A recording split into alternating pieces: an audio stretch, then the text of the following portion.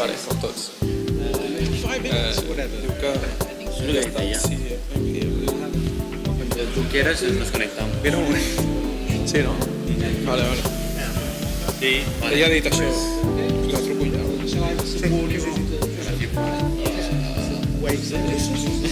Is that okay for Vale, you vale. as well? 25 Vale, minutes sure. and then 10 minutes.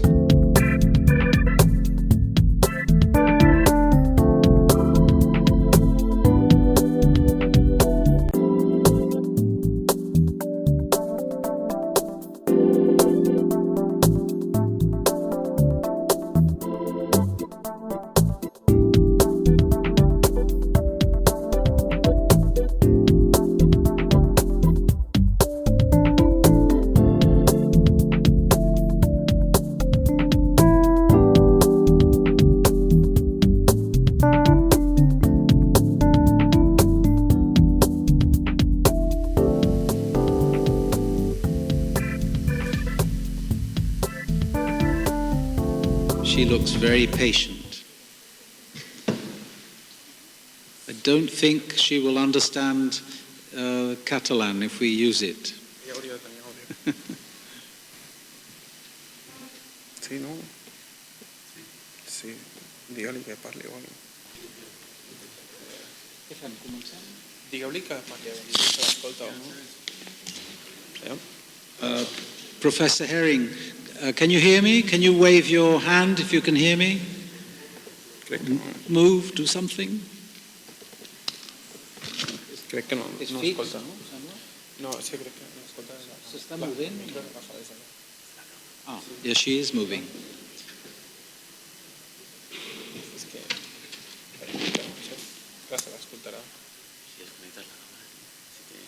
I que, com ho sé? És que... Oh, un moment.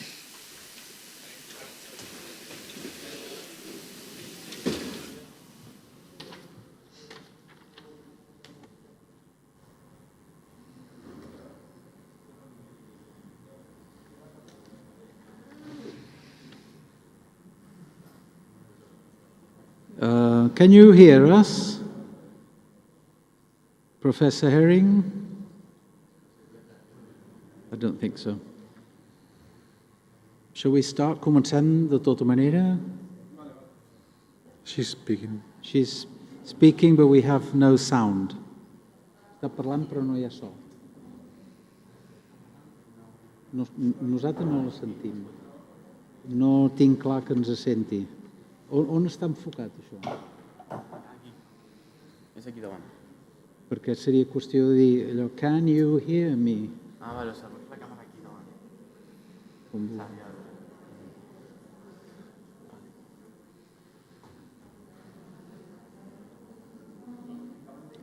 És que de moment no veu res.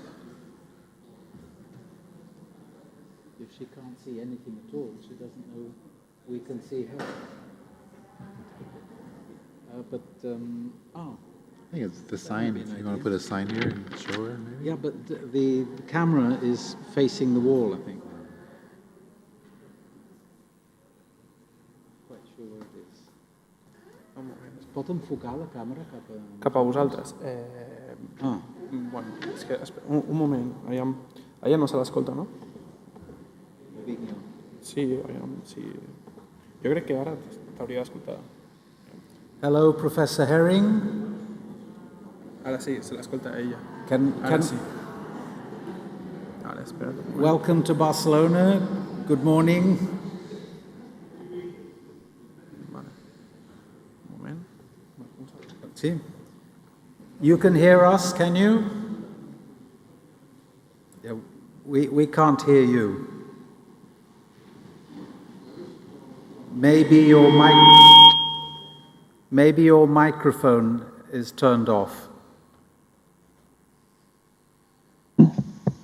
We can see you talking, but we can't hear you right now.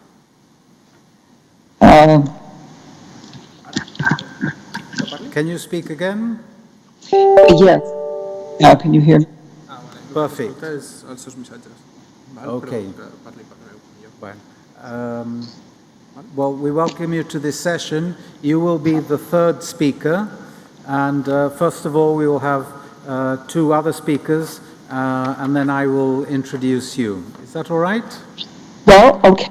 Might it be possible for me to have the camera directed towards the center so I can see your slides? Right, we can hear you, but we can't hear you very clearly. No, I can't hear you very well either. Okay, there may be a problem of the connection. With your permission, I will sit down now, and you will see the first speaker in a few moments. All right? Thank you.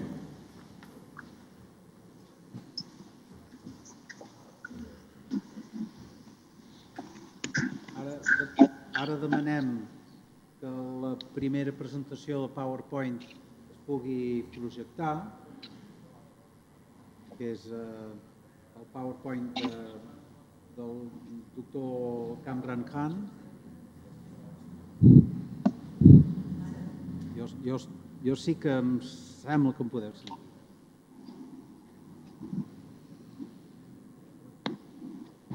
Welcome. Thank you very much for joining us today. Kamran Khan got a PhD at the University of Birmingham and also Melbourne, and he was awarded a prize for the best thesis at the university in education, and he's been doing research on the experience of people of color within the Catalan higher education system, that is at the University of Lleida, and he's also specialized in the experience of foreign people going through the process of acquiring citizenship in, at least in the UK. So I welcome you, and please speak whenever you like. And if you stand up there, Professor Herring will be able to see you, hopefully. But el tècnic ens ha de projectar el PowerPoint, perquè si no la seva presentació quedarà francament afectada.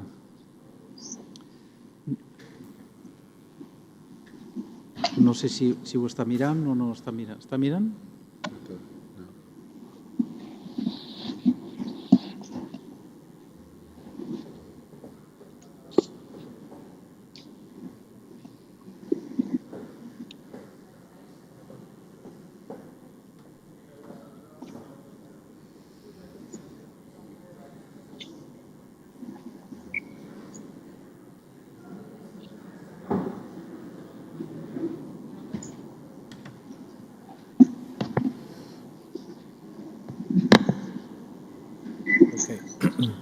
Comencem? Ara té. Quan vulguis. Okay. Moltes gràcies per aquesta oportunitat. Estic molt agraït i espero que us agradi my presentation. Ara en anglès, perquè estic estudiant el català i that's my limit.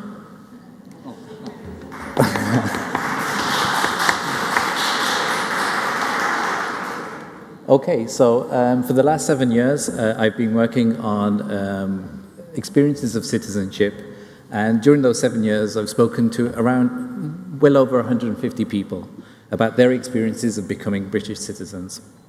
Perhaps the person that I've had most contact with is this gentleman here. So I'll refer to him as W, and this is a bit of background about him. He said, I'm from Taiz.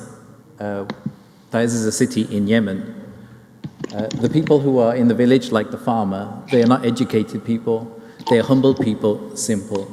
So that gives you a background about someone who's confronted by the citizenship test. And this is actually what it's based on. This is the Life in UK Citizenship Handbook. So all the questions in the test relate to this book. You need 18 out of 24 to pass, and it's a multiple choice test. You can take it by computer, but I also believe you can take it as a listening test. Now, you can take the test as many times as you want, but it costs £50 every time you take it. And as I said, all the questions are based on this. So according to this book, which is manufactured, what it is to live a life in the UK, it's all the type of information that you need to be a good citizen, and everybody should know this information. Well, when I say everybody, not everybody. So David Cameron, our Prime Minister, was tested on some of the questions from the citizenship test. And he was asked questions about the Magna Carta, about who wrote Rule Britannia, the song Rule Britannia. And on American TV, he didn't know the answers. And so here we start then. This is the same type of questions that someone like W from Taiz in Yemen also has to answer. And whereas we can laugh about David Cameron and we can joke about it, for someone like W, the stakes are very high and it's a real serious obstacle. So we'll start off with the problem. This is the problem that he had with his citizenship test. He said, so I asked him, how did you prepare for the test? Okay, he said, I tell you how I start preparing for the test. I sit at home and I read the book from the beginning. Okay, so the book is the Life in the UK handbook. I said, what, like a story? And he said, yeah, I don't know about 90% of the word. Okay, so you can see straight away what the problem's going to be. So for a moment, I want you to put yourself in his shoes. You confronted your citizenship, your rights, your privileges, do all these different things. He has children, he has a family. Depend on getting through this test, but you have this fundamental problem that you don't understand 90% of the words. That's only one dimension of the problem. Here he's going to explain another dimension of other people in his community. The people want to learn, and they don't have the ability. Some people have the ability, but their situation doesn't allow. They can't learn English because they spend 12 hours in work. They full-time because they not have good English. The basic factories accept them, and they treat them from the least of. They work 16 hours. So not only now do you need to pass this test, but now you're working 12 to 16 hours a day, have a family, probably need some time to sleep at some point. And so this is an enormous difficulty in terms of the socioeconomics of someone like W. W also worked in a factory, similar circumstances. Now the pass rate amongst Yemeni migrants is around 54%, okay? Somebody who's from Canada taking the test has a 97% pass rate. So his chances, at this moment, we're looking at kind of 1 in 2 chance of passing. Okay, so that's generally what I'm going to talk about today. I'm interested in how state-endorsed citizenship tests, when the state-endorsed citizenship test meets the migrant, what does this tell us about the naturalization process? And that's what I'm going to explain today. So my research is based on 2 studies. This is the first one. As I said, it's over a period of 7 years. This was between 2010 and 2013, so it's an ethnographic case study. This is the one that involves W from Yemen. And the second one is a team project at the University of Leicester. And again, I'll explain the background about these 2 projects, but this gives you some idea of where the data comes from. Okay, so to understand citizenship and language testing in the UK, the key year is 2001. Now this is some weeks before 9/11, and there'd been this escalating tension throughout that summer in 3 northern cities in England. Far-right extremists had been coming into towns where there were high migrant populations and, being quite antagonistic, trying to drum up a kind of, nationalistic fervor. It escalated for that summer to this point at the end of the summer where there were riots. There were many youths from British Asian, British Bangladeshi communities who felt like the police did not do enough to protect them. So in the end, this is the type of image that we had. Now 3 reports would come out the next year, and they said that one of the reasons for the tension in these cities was the fact that the languages of migrant communities was creating division. And what they said was that this was breaking the communities down. So one of the key phrases that came out was this idea of living parallel lives, that people weren't mixing. So if the government was then saying that multilingualism was one of the causes for breaking down communities, they needed something to put these communities back together. And they did this through the English language. What they did was introduce a citizenship test, for migrants wanting to become British citizens. There were two ways that this language requirement could be satisfied. One is the Life in UK test. So that's around B1 and above. And at that time, what you could do is if your level was below B1, you could take English classes. You just needed to demonstrate that you could progress over a period of time. So you did not necessarily need to arrive at B1, just progress. Okay, so as I said, if multilingualism was fracturing the community, the national community would now be brought back together, in theory, by citizenship and English. So one of the things that is said is that citizenship tests, they open the window of the mind of the state, okay? And what we see in the case of England, in the UK, sorry, is a retreat from multiculturalism. There was a rejection that living together with all kind of differences, that was rejected. What there was now was this kind of hard assimilation. And we have to remember as well, this is 10 years before Brexit. My point being that all of these things contributed and started moving us towards kind of rejection of multiculturalism to the point that we've got today. I also, one of the things, maybe you're not, I'm not sure if everybody knows here, but I actually live here in Catalonia. My children are born in Catalonia, and my partner is Catalan. And so I feel it responsible, really, to talk about what's happening here in relation to citizenship and language testing. With very little debate in 2015, the Real Decreto was passed in Parliament. There wasn't a big parliamentary debate. There wasn't a lot of people talking about it. But what actually happened was that you now needed to pass 2 tests of language to become a Spanish citizen, and they're both administered by the Cervantes Institute.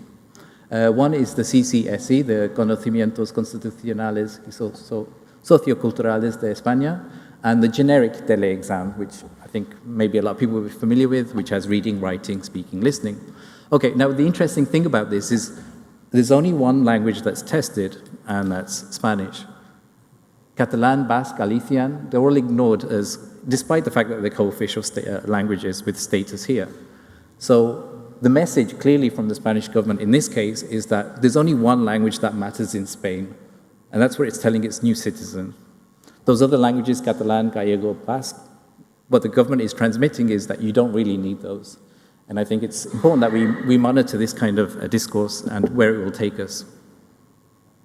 Okay, so there's different forms of regulation going on throughout the process in the UK then. So you have this test book which is printed in English.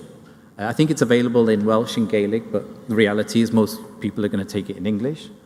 And what that then does is you're then faced with a test which is in English. And one of the differences between the citizenship test and other educational assessments is this one has the force of law. Okay, it's a legal requirement to become a citizen. And so not all tests have that kind of pressure. So the test actually functions as a kind of assimilation filter. Okay, so you have to get through that to get your citizenship. And of course, this then takes you to being a citizen. What we found in 2013 was that this route that was available before to lower level learners was actually cut by the government. So now what we have is this. Just one way, there's only one way to become a citizen now. You have to take the Life in the UK test. Okay, so now everyone is judged by that higher level, and that support's actually gone.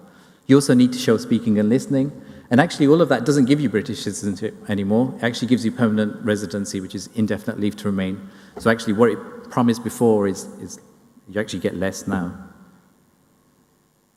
So all of this means that the burden of responsibility is firmly on the shoulders of the migrant going through the actual citizenship process. There's no support available. Okay, you have the test, you have the book, and it's up to you to deal with it. Okay, so this idea then of responsibilization actually comes from crime. Okay, neighborhoods would actually take it upon themselves to build neighborhood watch groups, and they would in effect be indirectly doing the police's work for them. Okay, and this takes the pressure off the state, and in terms of funding as well, it can have implications. It's often linked with neoliberalism as an indirect technique for leading and controlling individuals without actually being responsible for them, so they take care of themselves while still being governed. And this is all linked to kind of general neoliberalism and governmentality discourse about empowerment and being independent, taking responsibility for yourself, really. In the citizenship process itself, then, there's different ways this occurs. One is the learning, and actually the other is actually having the money and paying for this yourself. All of this not only demonstrates your language ability, but shows what a good citizen you are by being willing to pay this amount of money, and the symbolic ritual of showing that you're willing to do all of this. What you have then is that the test book becomes the curriculum, and teaching and learning is all around this test, okay? And you do this without any support, really. So this brings us back to W, we'll come back to now. So as I said, this was a 1-year ethnography, so I followed him for a year. We actually live in the same neighborhood in Birmingham, so I'm from Birmingham too. And he would take me to different places, and I'd see a bit about his life. And I followed him right until the end of the citizenship ceremony. So he became British in the end. It was about 47 sets of field notes over a year. I interviewed him many times about different things that were going on. And I also interviewed teachers within his college because education was really important to him. And I also gave him a camera to take pictures of his life, and that was the stimulus for interviews. So we're back to this problem again, okay? So he's going to get through this test, and he doesn't know 90% of the word. I'll show you how he got through it, yeah? He passed it first time. This is what he did. He said, I start in my own language, and straight away each word I know, then I go back to the life in the UK and back in Arabic, and I have a background about the grammar. Then I read it as Arabic, and in Arabic, I don't care about it. Okay, so what he did was he literally sat there and he translated everything into Arabic. And then he got the questions and did that into Arabic. And then he worked with all these different texts he had, knowing at the end of it he has to do a monolingual test in English.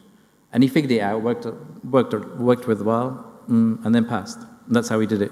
Now, if we understand that the whole reason for this test was to assimilate, to regulate people towards English, and to go along this pathway of learning that's been set out through the test book and the exam, well, he's completely undermined all of that.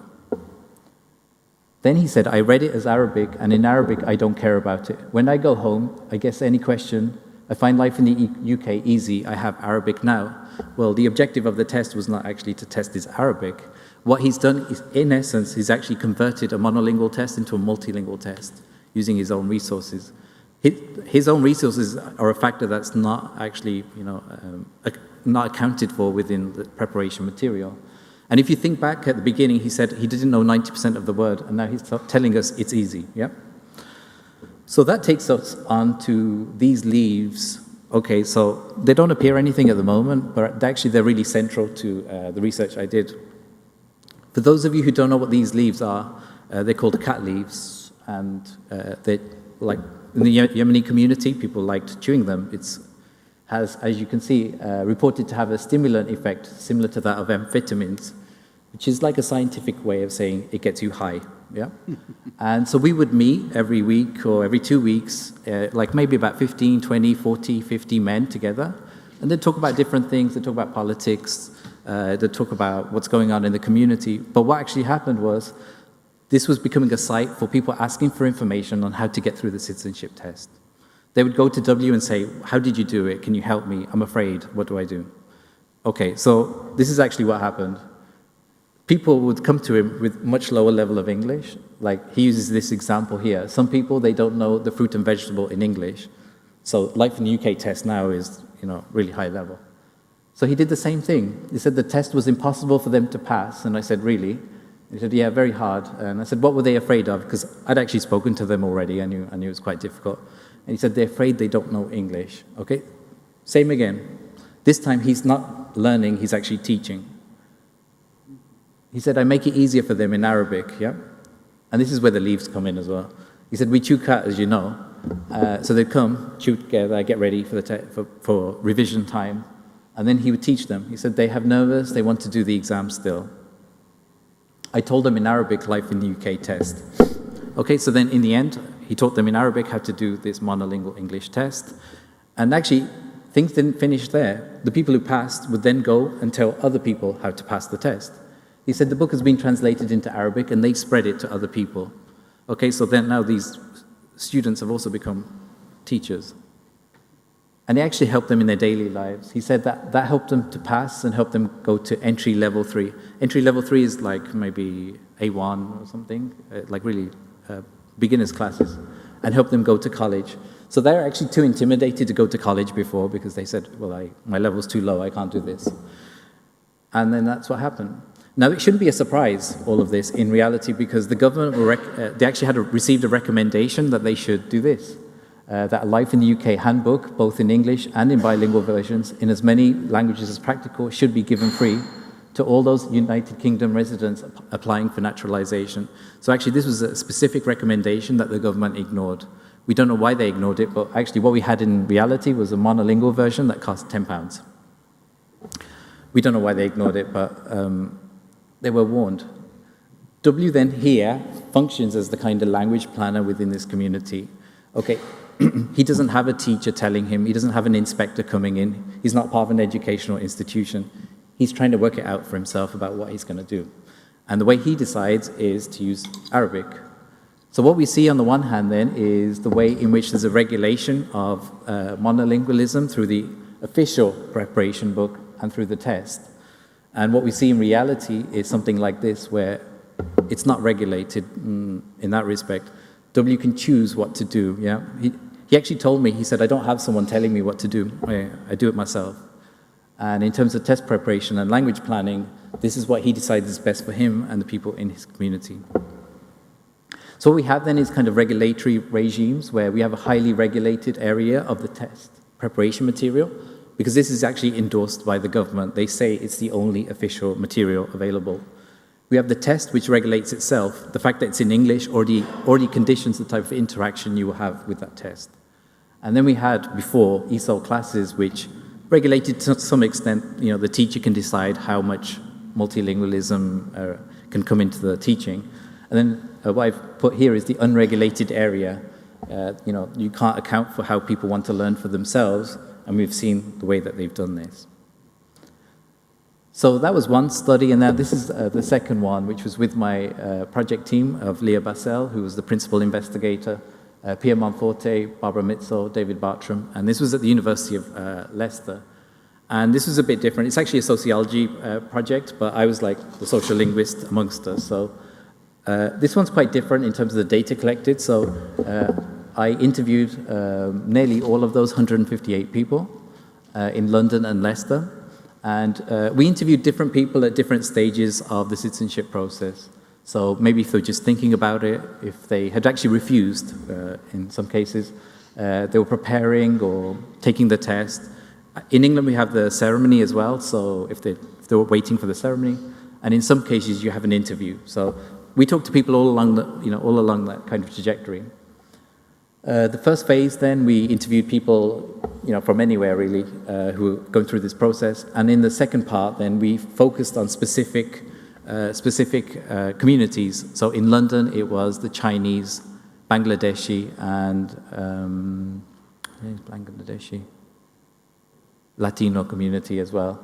And in Leicester, it was the Indian and Polish communities. And we based this decision on pass rates, on demographics, and establishment within the city. And then we used NVivo as our way of analyzing. So you'll notice now there's a shift in tone now in what happens. We looked at success before, but actually in the following cases, it's people who really suffer through the test and actually in some cases don't get through it. One of the things that was really noticeable with this project, so I interviewed maybe over 90 women, of our 158, over 90 were women. And what was becoming clear within all of this was how much it was affecting women through this testing, particularly those from outside of the European Union, in general. So this is an example. This is a Filipino lady who'd failed the test already. And as you can see, the pass rate in the Filipino profile is 61%. I said, tell me, how did you prepare? Did you, 1 hour a day? How did you do it? Did you use the internet? And she said, for me as a mum, was quite busy, school plus 2 kids. I do every day 30 minutes reading the book. I feel myself a bit tired and I didn't understand anymore and I just leave it. So there's multiple roles that she has here. The first one is being a mother. The second one was that she worked in the school, which is why she references the school. So she's an assistant. And if you notice, she never refers to anyone else. She doesn't say that she got support from anyone else. The use of I, for example, so frequently, shows that actually she was completely dependent on herself. Then I said, then she said, I asked her, are you going to take it again? And she said, I'm going to take it, but to be honest, it's so hard for me because it's talking about the history of this country and did not study about this in this country, so I failed. And I said, and you're planning to do it again? And she said, I'm planning to do it again, but last year I did not do it because I feel down myself. Why did you not? I am ashamed, and now I'm planning to study and take again. So she'd actually internalized these kind of feelings of shame. And one of the interesting things was how she was a participative citizen in many other ways. You know, she worked in a school, you know, she helped out in the local community. So, you know, she was just failing a test, that's all it was. In this example here, this is someone from the Ghanaian community. Again, it's female, and she hadn't taken the test, and she was thinking about it. And I asked the same thing, how are you going to prepare? And she said, that is my problem. Now I need to start school, need to start to learn. They can read as good, because when I go there, they're going to give me paper to read, because my friends, sometimes the one is a computer, because I don't know how to using it. That's my big problem. So I said, so you don't really know how to use a computer? And she said, yeah. So that's the other dimension of the problem. You need to be computer literate, okay? So again, she'd been living in the country for 14 years, contributed to society in many other ways, but actually the test had this computer element that made life more difficult. The final extract I'm going to share here is from the Bangladeshi community, which has one of the lowest pass rates, 47%, so it's below 1 in 2. And this is an all-female class at college. And this lady said, some people, they're not coming to college because they just stay at home cooking and cleaning like that. They told me they don't want to do life in the UK test. It's very hard for them because they don't understand the question. Okay, so we've seen 3 women, all from outside of the European Union, and facing difficulties, particularly juggling the multiple roles that they have to deal with. In something that we've written, we've said that the test process exacerbates pre-existing inequalities connected to state retrenchment. The unequal division of domestic labor and responsibility for childcare prevent preparation and participation in the process, or render difficult, especially if they are unable to access language training that is no longer freely provided. So if you're juggling all these different roles and you don't have any support on top of that, then it's really difficult to see how you're going to improve your language sufficiently to get through this test. So there's a few paradoxes going on here. One is the idea of citizenship. The whole idea is that we're equals, that we have access to rights and privileges as equals within the national community. However, what we see is that gaining those rights in the first place is not the same for everyone. And it must also be remembered, if you go back to the beginning, the idea of introducing citizenship was actually a form of immigration control. It wasn't an independent kind of idea of having citizenship. It was actually built as an exclusionary kind of mechanism. The second paradox then is the promotion of this test, which creates the illusion of a standard language level that is needed to be a participative citizen. You can be participative and be multilingual and not have the level of English. Likewise, you could be fluent in English and, you know, a drain on the rest of society, not doing anything. So the idea that somehow there's a magical level at which we operate that makes us good citizens is really kind of a myth, really.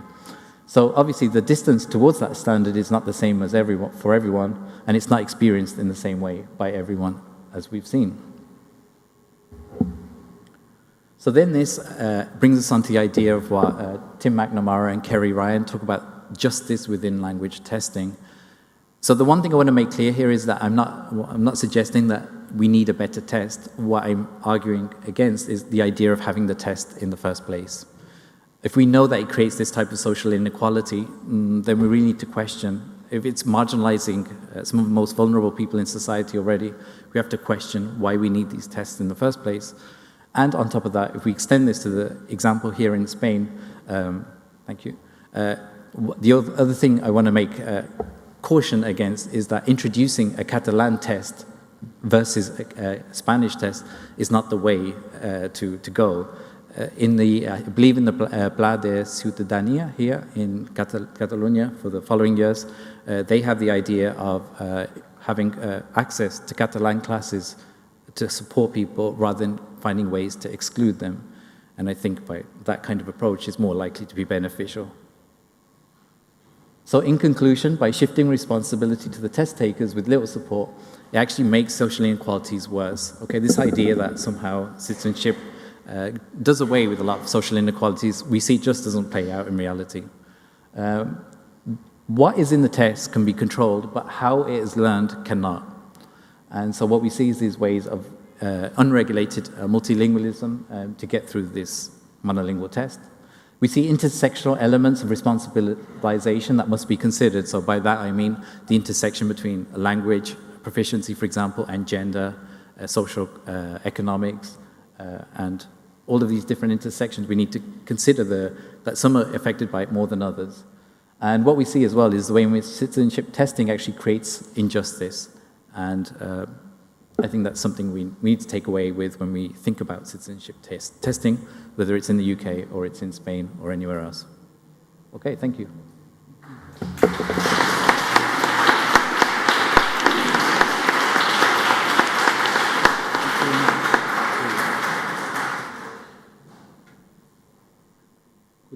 Could we take 5 minutes questions if there are any specific questions on your very interesting paper?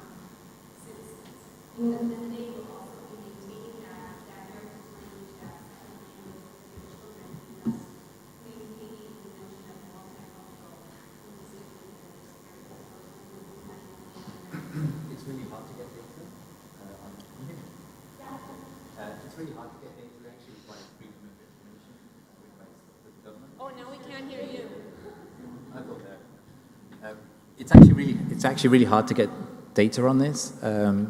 We only got this data because the law professor had requested it years ago, and that's how it just so happened we're at the same university.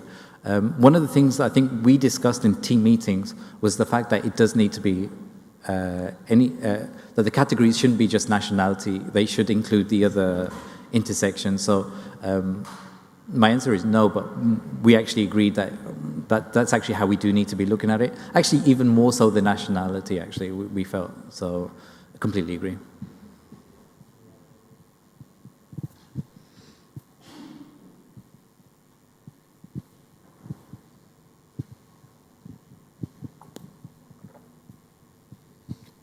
I have to tell you that I actually had to sit that test. I'm a native speaker of English, but I had a working visa in the UK, and to stay in the UK, I had to sit the test. The test is not about English. It's about weird facts about England, like who is the patron saint of Wales. And it uses, I actually wrote a blog about this at the time, it uses negative questions to try and trick people. So if you look in the book, there are certain answers given, but they actually ask the question as a negative about what the issue is.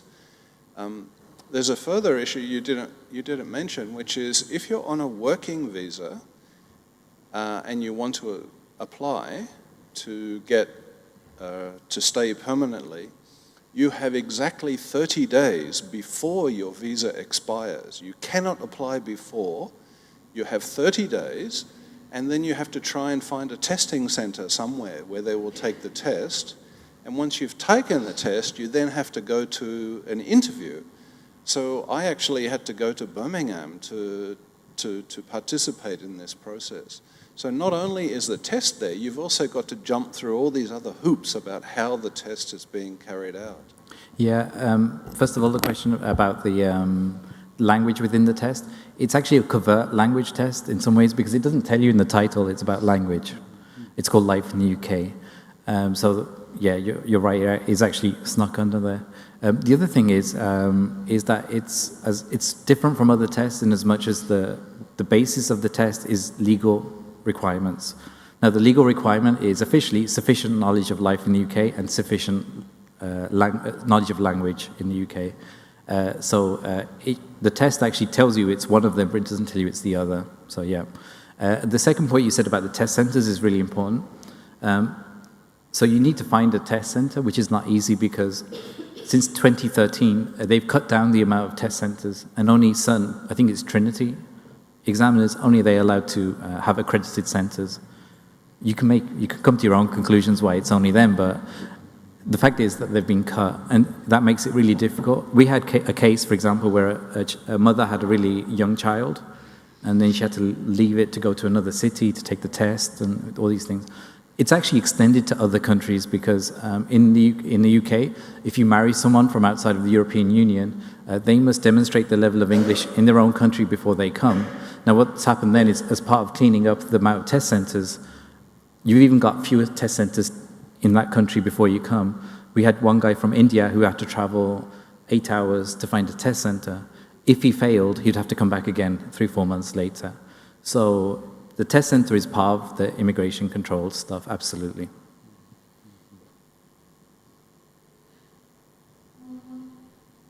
Fine, well, thank you very much. And I think the lessons from the UK would be very interesting to compare with the lessons from other EU countries and perhaps across the world. Thank you very much indeed.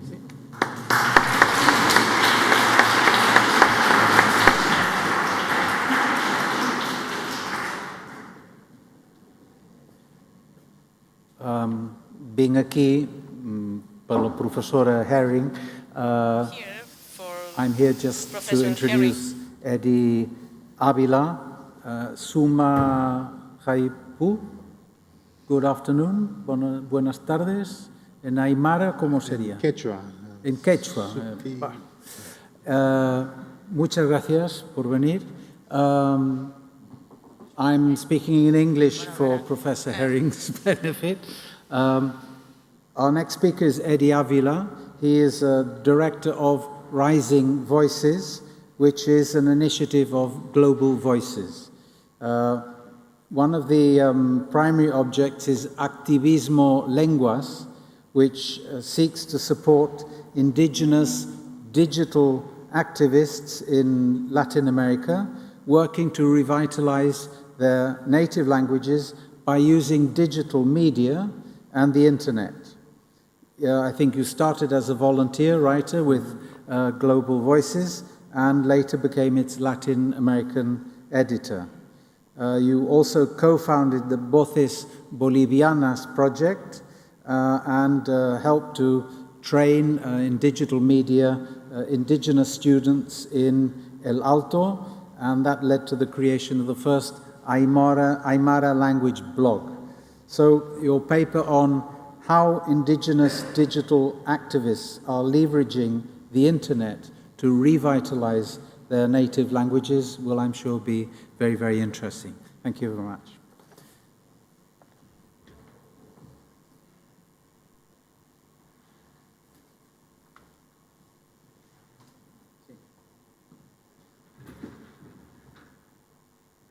El PowerPoint, sisplau.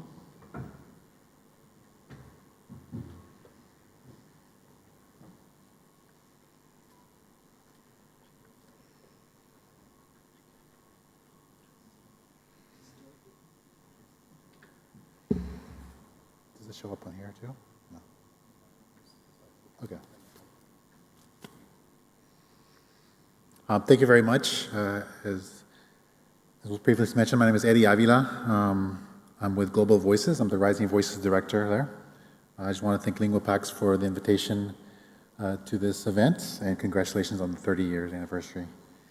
I want to start off talking about El Alto, Bolivia. For those of you who may be familiar with the administrative capital, La Paz, you know it sits in this crater, and as the population grew, they started building up on the sides. And so once they ran out of space, they start, building on the altiplano, so the flat surface where the international airport is. It's also a city that I know very well. My grandfather had his house there. He was given a piece of property there for his service in the Ministry of Education. And only 32 years ago, it became its own city. And since then, thanks to the hard work of Aymara migrants from Altiplano, it grew to a city of almost 1 million people. And anytime you have migration, there's always questions about acculturation, about assimilation. And we saw that in El Alto, where many well-meaning parents who had only best intentions for their kids would discourage not all, but some would discourage their kids from maintaining the Aymara language, figuring if they learned Spanish or even a foreign language like English or now Mandarin Chinese, that their economic and educational opportunities would grow. Thankfully, some of that is changing, and we saw that in young people. So back in 2007, a couple of friends and I started a project called Voces Bolivianas. We saw that in mainstream media in Bolivia, whenever you talk about El Alto, you would only hear about conflicts, about social protests, about the problems that comes with any big city. And so, back in 2007, blogs and the internet were really taking off, and we wanted to provide young Alteños the opportunity to express themselves and to represent themselves on their own terms. And so, in one of our first workshops, a young woman came up to us and said, well, since we're doing blogs, can I write my blog in Aymara? And obviously we said yes. We were excited about this initiative, her initiative, and we believe that the first Aymara blog started in those workshops. So in the next round of workshops, she invited all of her friends from the linguistics department where she studied at the Public University of El Alto. And we saw many more young people, grab hold of these technologies and seeing the power of being able to hit publish and see, their works represented online. And so they started talking amongst themselves and really saw that they could do something. They could really, fill the void that they once found when they searched for their language online. So they started a group called Hakearu, which means Voice of the People in Aymara. And these really are the pioneers that I feel like they're the pioneers of this kind of movement that we see across Latin America. As you can see, it's a small group that has grown since then. They started to blog in Aymara. They started to even dabble in Wikipedia in Aymara. They would upload to YouTube, social media. They even started to translate the Facebook interface in Aymara, which is no easy task. It has about 40,000 words. And then they also started to work with the local indigenous university to create homemade Wi-Fi antennas. That's the picture at the bottom. And so they wanted to provide the students there the opportunity to access the internet, to be able to share their own stories in their language. And so we saw a ripple effect within Bolivia. We would invite Hakearu to give presentations in different parts of Bolivia, where we invited other members of indigenous communities. Bolivia has 36 official languages, but many times when you hear about what languages are spoken in Bolivia, it's always Aymara, Quechua, Guarani, and others. And so speakers of those other languages wanted to elevate their language to be seen as equally important as all the other languages, and as well as Spanish. And so I remember in one workshop, a young man from the eastern part of the country in the Bolivian Amazon, he spoke Besiro, or Chiquitano. He would see what this group across the country was doing in El Alto, and he wanted to do the same thing. And so he would start recording audio podcasts in Besiro and uploading them to the internet. But he didn't see the same result and impact that the Aymara students were seeing, because it was a very different context. There was no public university where the majority of the students were of that ethnicity. And many of the speakers of Besiro lived in the rural parts of Bolivia where internet access was still very scarce. But we saw the early indications of kind of this peer learning, of kind of showing what's possible, so that other groups step forward and say, I want to do the same in my language.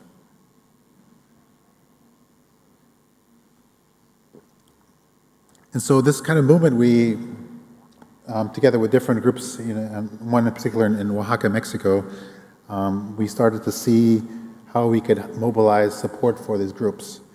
And we wanted to come up with a term for it. And at first we thought it could be a little provocative by calling it digital activism, indigenous language digital activism.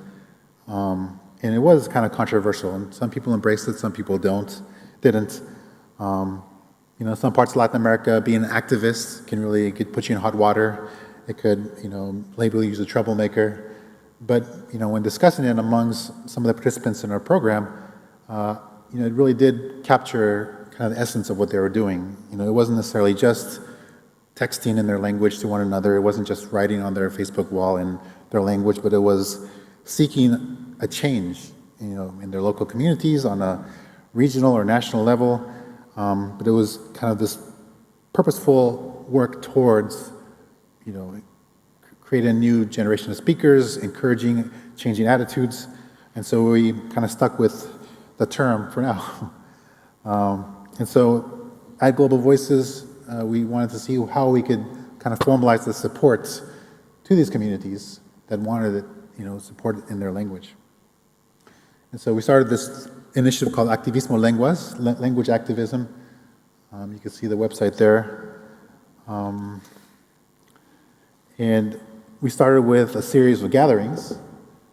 So far we co-organized with many different partners, local partners, gatherings in Bolivia, Peru, Mexico, Colombia, Guatemala, Chile, Ecuador. Most of them were national in nature, where we invited people to come. Obviously some of the larger languages had more participants, and some maybe were represented by one person. But it was a space for them to exchange ideas and also meet others who are kind of in this field. Because more often than not, it seems like a solitary exercise. In their home or in their university, maybe they're, creating this content in their language, but may not get the impact or the feedback that they desire. And so meeting others like them, it really builds this kind of supportive network. And in some places, we also experimented with gatherings that are focused on one language. In Ecuador, in Otavalo, Ecuador, we worked with the local government there to organize a similar workshop where the entire 2 days were conducted in Quechua. And so they talked about blogs, they talked about social media, they talked about Wikipedia, all in Quechua. It was really a fascinating thing to see kind of their passion to be able to talk about these issues, these topics entirely in their native language. In the past, we've also received funding to be able to provide micro-grants to projects, funding between $2,000 and $5,000, so that help them, maybe provide refreshments at a workshop, maybe buy equipment. And we've supported projects in El Salvador, Nicaragua, Mexico, and Argentina. And then also part of the initiative is a mapping element. So on our website, we have a kind of interactive map where we're trying to provide a directory of these projects across the region, organizing them by country, by tool, and by language. And so you could go to the map and see, I want to see all the projects that are dealing with, say, Wayunaiki in Colombia and Venezuela. You can see all the projects that are trying to use free software localizations. So it's kind of a way to show what's possible and connect people. And I think it's still kind of in a beta form, but it's a kind of work we want to continue to develop, because we've really come across interesting projects and interesting people who are just kind of doing it for the love of their culture and language. And so we're talking about language vitality. There was a document from UNESCO looking at some of the factors that include transmission, and we're seeing how the internet is kind of opening the eyes of young people. For a long time, they've told me that there's a message that their language is a language of the past, but to see it reflected in something as modern and as interesting as internet and technology. It really sends the message that it's the language of the present and the future. Another factor is response to language use in new domains of media, and then also community attitudes. And I think even though there hasn't been a formal study about kind of how this language digital activism is making an impact, a lot of it is anecdotal, but I kind of see it for myself, because I've became friends with many of the activists in Lalato, and just seeing on my Facebook wall, just kind of seeing how much Aymara is there now, which wasn't there 5 years ago. And so, at some point we would like to see kind of more formal studies on kind of the impact of this new movement.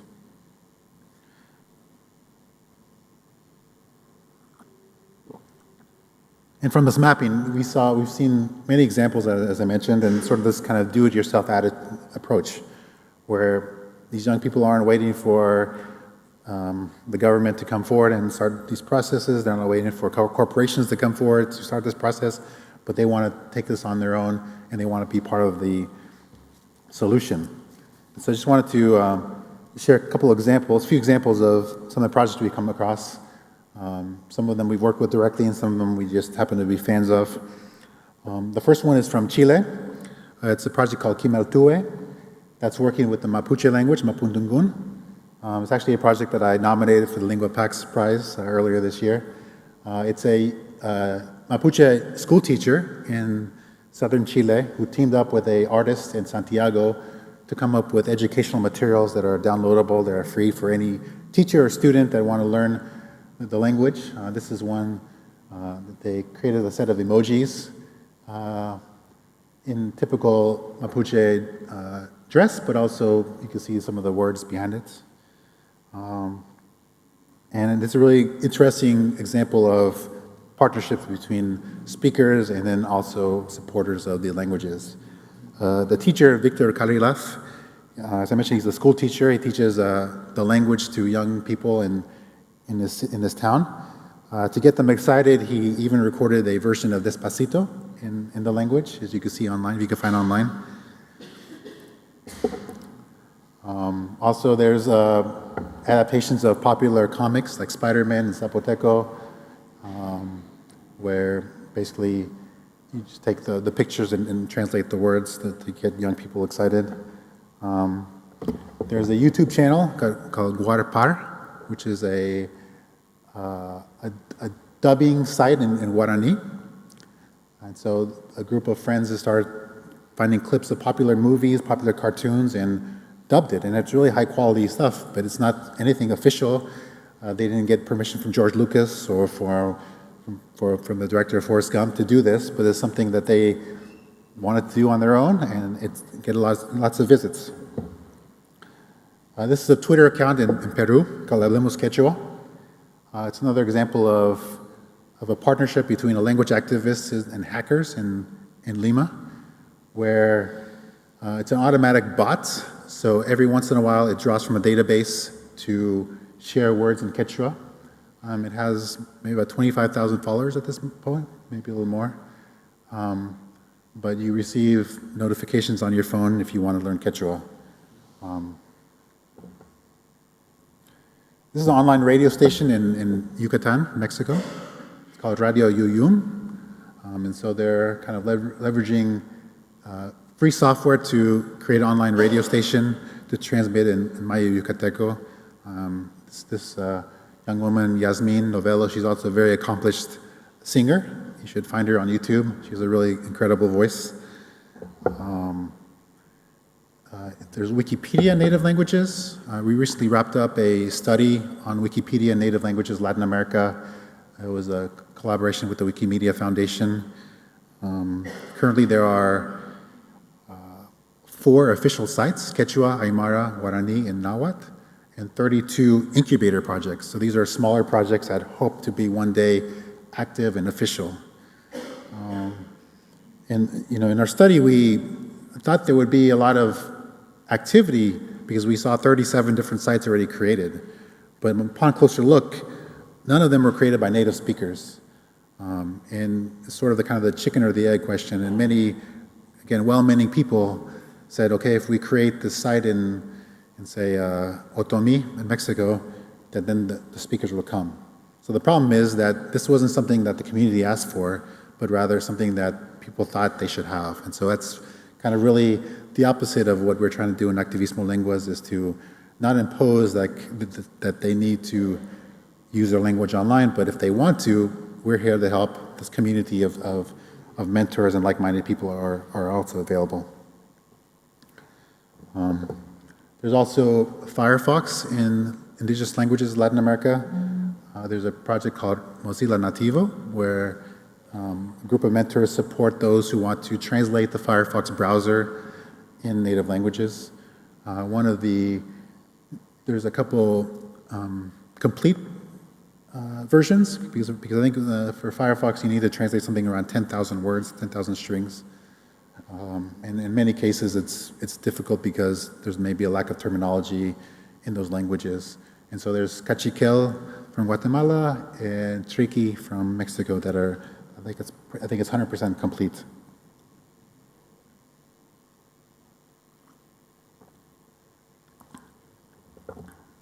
And something we do every 21st of February, International Mother Language Day, is we help, together with lots of partners, is run a campaign, social media campaign.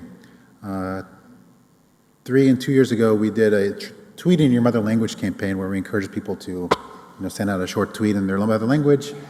But last year we decided to do something a little more fun, and we did a mother language meme challenge. So we would just encourage different communities to create a meme. It could be a funny one, it could be an inspirational one, but it's kind of a fun way and a lower barrier to get people to create a meme. So this was a global campaign, and we really met a lot of great partners, a lot of organizations that wanted to participate, from Africa, from Asia, from Australia, North and South America, and Europe. And that's something we're going to try to do again in 2018. So if you're interested, please get in touch, and I'll help you be a part of the campaign. So obviously, I think we all know the challenges that speakers of these indigenous, endangered, minority languages face when dealing with the internet. And still in Latin America, the internet access, even though there are record numbers of people online, for many parts of the region, it's still a barrier because of the cost, because of poor internet connections. But it's something that many communities are facing. We know about issues with writing. That's something that Wikipedia especially faces because all of Wikipedia is text-based. And so the standardization of writing is kind of a heated discussion in many communities. I know in Quechua, the language that my grandmother spoke, I know there's always the argument between the proper way to write it, 3 vowels or 5 vowels, and in many meetings I've been to, people just kind of agree to disagree. And also, like I said, in Wikipedia, there's also, especially in the Nahuatl version, there's a conflict between the Nahuatl classical and the modern. In my city of Cochabamba, you would hear the Quechua radio station, you would hear maybe every 4th or 5th word is in Spanish because there simply maybe isn't the word, or the people would understand it better because it's in Spanish. And so for the purists, they don't want any word in Spanish, any borrowed words in Spanish. And so it's kind of the battle between those who believe it should be pure in form, but also people who are more pragmatic, say, if we want people to use it, then we should be a little more flexible. In many languages, there are many variants. For example, in Mexico, the Zapoteco language, there are 62 variants. And so the question is, do we try to bunch them all together and get more people involved, or each variant should have their own Wikipedia or should have their own project? When doing localization work, the lack of terminology, maybe words for edit or print, who decides what those words should be? I mentioned the Hakiaru group who are doing the Facebook translation. They're using Facebook and the poll function to get more feedback and say, okay, which of these words best capture the word for like, for example, and so they would vote on it, the members of the group. And as I mentioned earlier today, sometimes this work in linguistics isn't the most lucrative, and so when you deal with some of these communities, when you work with them, you know that they have sometimes other priorities. They have to support a family, they need to pay the bills, and so this work doesn't necessarily pay, and so this is something that there's competition for time, and so that's something that these communities have to face. I showed you the examples of Star Wars in Guarani or Batman in Zapoteco, and there are criticisms that, why should you create this globalized Western culture in our language? That, it's sort of, this is one of the reasons why our language is dying, is because of the pressure and the effects of globalization. And so there are critics for doing some of this work. And also the division between propriety and free software.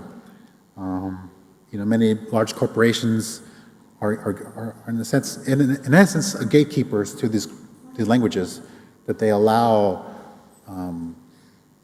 Twitter to be available in Mixteco or in Guarani, and sort of they have this kind of tension based on market and how many customers they could have, and so some of the organizations like Mozilla Firefox and Wikipedia, they allow anyone to be able to, use it in their language as long as there's people who are willing to translate it.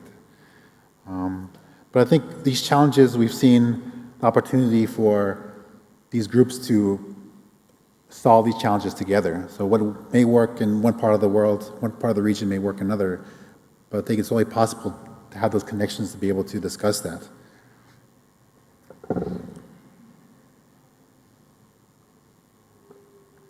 But even though there's challenges, there are also opportunities.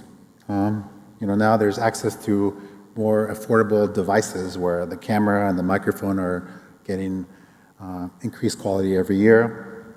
But I think something that maybe a disclaimer I should have done at the beginning is certainly we don't believe that technology and the internet will magically solve the problem of language loss. I mean, I definitely don't want to send that message, but it can be one part of the overall strategy, building alliances with policymakers, academics, with even companies to be able to work on this together. The opportunity for peer learning, I think it's, from my experience, has been very powerful to see the response from other communities when they see someone from Hakearo explain what they're doing, then say me. And I think that really is a very powerful message that they can inspire other groups. And then also, it's not just necessarily teaching them how to use these tools, but it's also kind of the wider aspects of digital activism. It's about being able to sell themselves, to market themselves, to be able to represent themselves. The elevator speech sometimes that they teach in school, to be able to talk about their project and why it's important. Many times when we do these workshops, we would ask people to apply, saying why they want to attend or what they've been doing in their communities. And it's almost without fail, they're very modest. They feel very uncomfortable talking about their successes because I think it's part of maybe the culture in some of the countries in Latin America where they don't want to seem arrogant or full of themselves. So when we meet them, we want to send the message that yes, you're doing so much more than you're saying that you are, and that's something that's not always easy to do, but it's something a learned process. And so, in the world of digital activism, it's how to make those connections, how to network, how to approach policymakers. For example, once they have the Firefox browser in one of these languages, how can they get it to be used in the schools or in the libraries? Often, it's a very bureaucratic process. They have to get signatures signed off by the mayor, and so it's a very kind of intimidating process. So even though I showed you a lot of the projects, a lot of the content, a lot of the product that people were producing, I just also wanted to show you the people behind some of those projects. So these are the faces of the people who are involved with this digital activism work. Right now, maybe about 100 people that we have met throughout these last 3 years. And they all have chosen the project that they feel best serves their community, and they're the ones that know their community best. And what we could offer is support and also connecting them with different people. And I think that's something, we want to send the message that Global Voices can help facilitate those connections. Being able to present at conferences to learn about internet governance, how that works, how and why the companies choose, say that your language is not worthy to be on Facebook or worthy to be on Google. So I think there's this desire to be part of the solution, not only just communicating and creating content in language, but being part of a larger social change. So yeah, I think that's basically what we've been doing the last 3 years in Latin America. We've made some really great connections, met a lot of good friends out of this process. And I think there's also a desire to connect with other parts of the world, because we feel, that these young people are really fighting and defending their language and culture through the internet.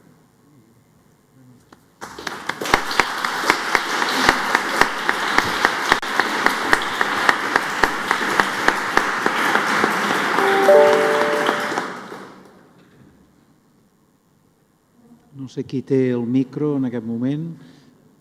Si hi ha alguna pregunta Is there concreta, any specific question? Ara seria el moment. Now is the time to ask. I've always thought that if Hollywood has told us that people from distant galaxies always speak in English or Spanish, it's high time people learn that they also speak in Aymara or in Quechua. Yeah? There's a story that the very first Star Wars movie, the scene in the bar, I don't know if you guys are familiar with the scene in the bar, they drew from Quechua to create that language. Good for them.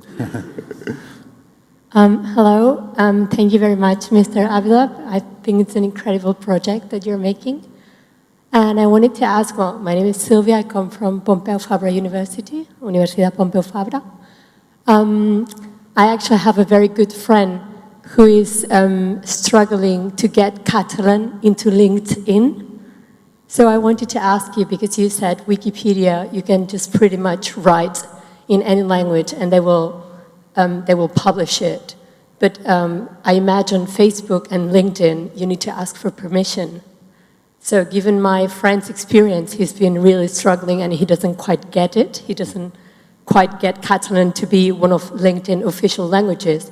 How did you make it with Quechua and Aymara? And did you actually had to ask for permission to Facebook so that they will use these languages as one of the official platform languages? Thank you. So you said LinkedIn? Yeah, LinkedIn, yes. So for Aymara, they did have to petition for Facebook to be able to use it to be able to be one of the official languages, and they gave them, you need to get a certain percentage of the words translated before we could consider it. So there's a lot of time between, when they first started to now to be able to get this accepted, and there's no really right answer because it's not really clear on the website, the process to do that. I think they happened to meet someone at a conference and made that connection and say, hey, we've been doing this. We don't even know it'll get accepted, but we're still doing it anyway. And so the argument, there are people who say, oh, you should forget about the proprietary software and concentrate on free software. But their argument is all the Aymara speakers are already on Facebook, so you need to go where they are. And sort of kind of that compromise and then kind of say, okay, we'll go for it. So I don't know if I have a good advice for the person.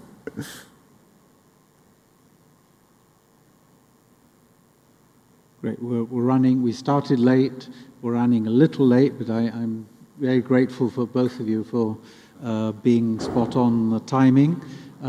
So we thank you for both of your presentations.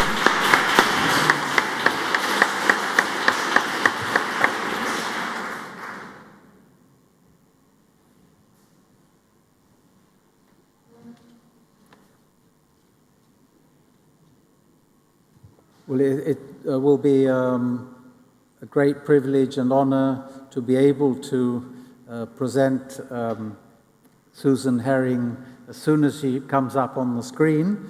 I know she has a PowerPoint presentation. I don't know how the technicians have sorted that out so that she can make her presentation. Suzan Herring is a household name where I worked for 15 years, which was the Open University of Catalonia, which was developed as an internet-based platform for higher education.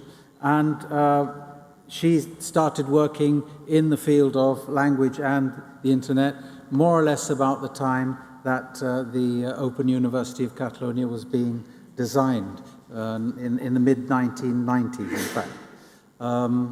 As I'm sure most of you know, the Open University of Catalonia was set up because the Distance University of Spain refused to offer degree courses through the medium of Catalan. Suzan Herring is Professor of Information Science and Adjunct Professor of Linguistics at Indiana University in the United States. And that, I think, summarizes her profile. The fact that coming from a linguistics background, she has specialized in information science. And her research has been concentrated on computer-mediated communication, CMC, such as email and forums, perhaps in the very early years, and then more recently in media sharing sites, microblogs, and social networks. These have transformed the ways people communicate, and in her paper, she'll be talking about emergent trends that clearly open up new vistas for research and for communication in what is very clearly, we've seen it today, a globalized network world. So I wish you well, and I hope that there will be no technological hitches. There may be a sound problem, so I suggest you talk quite slowly, quite clearly, and I hope we'll all be able to follow you. The floor is yours.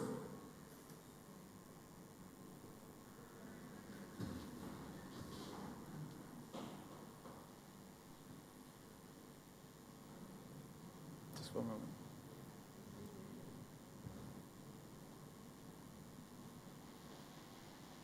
We haven't been able to hear you up to now.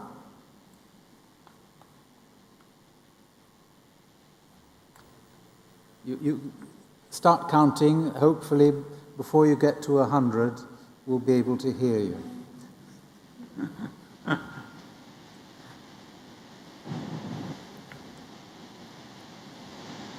No good yet. Is your own microphone turned on? Hopefully.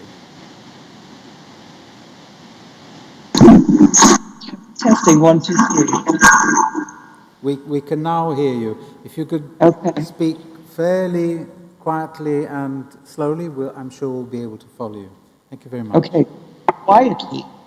Okay, very good.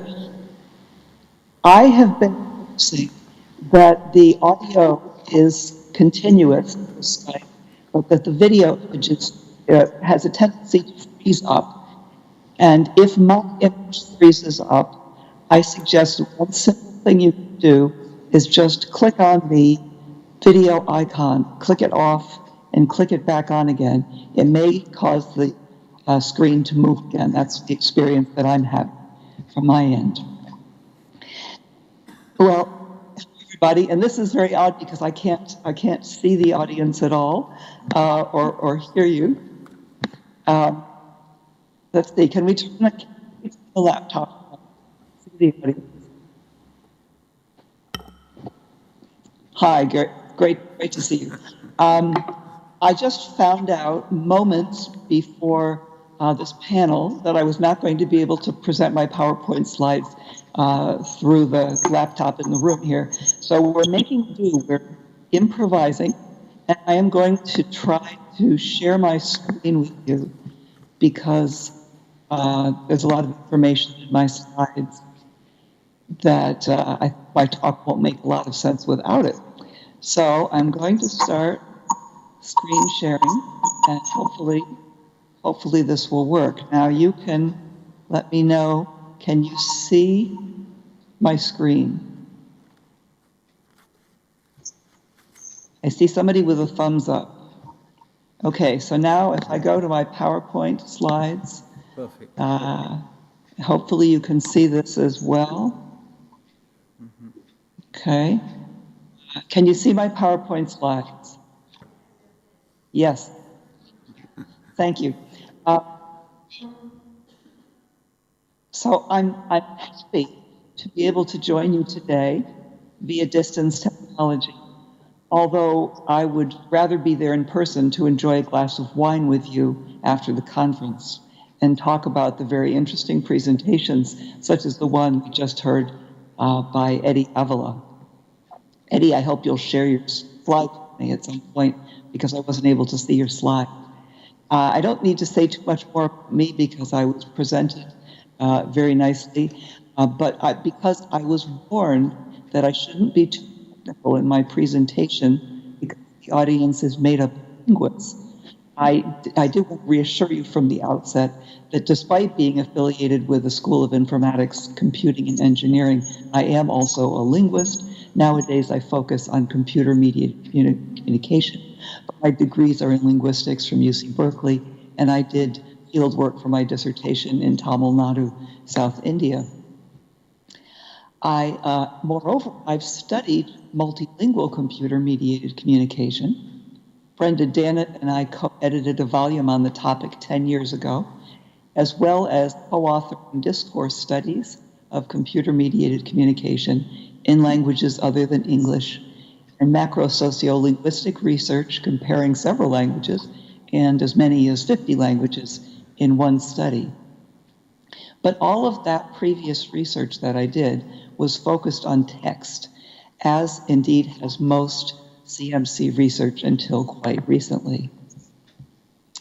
Today, though, I've been asked to talk about some newer forms of digital communication that aren't primarily textual or even textual at all.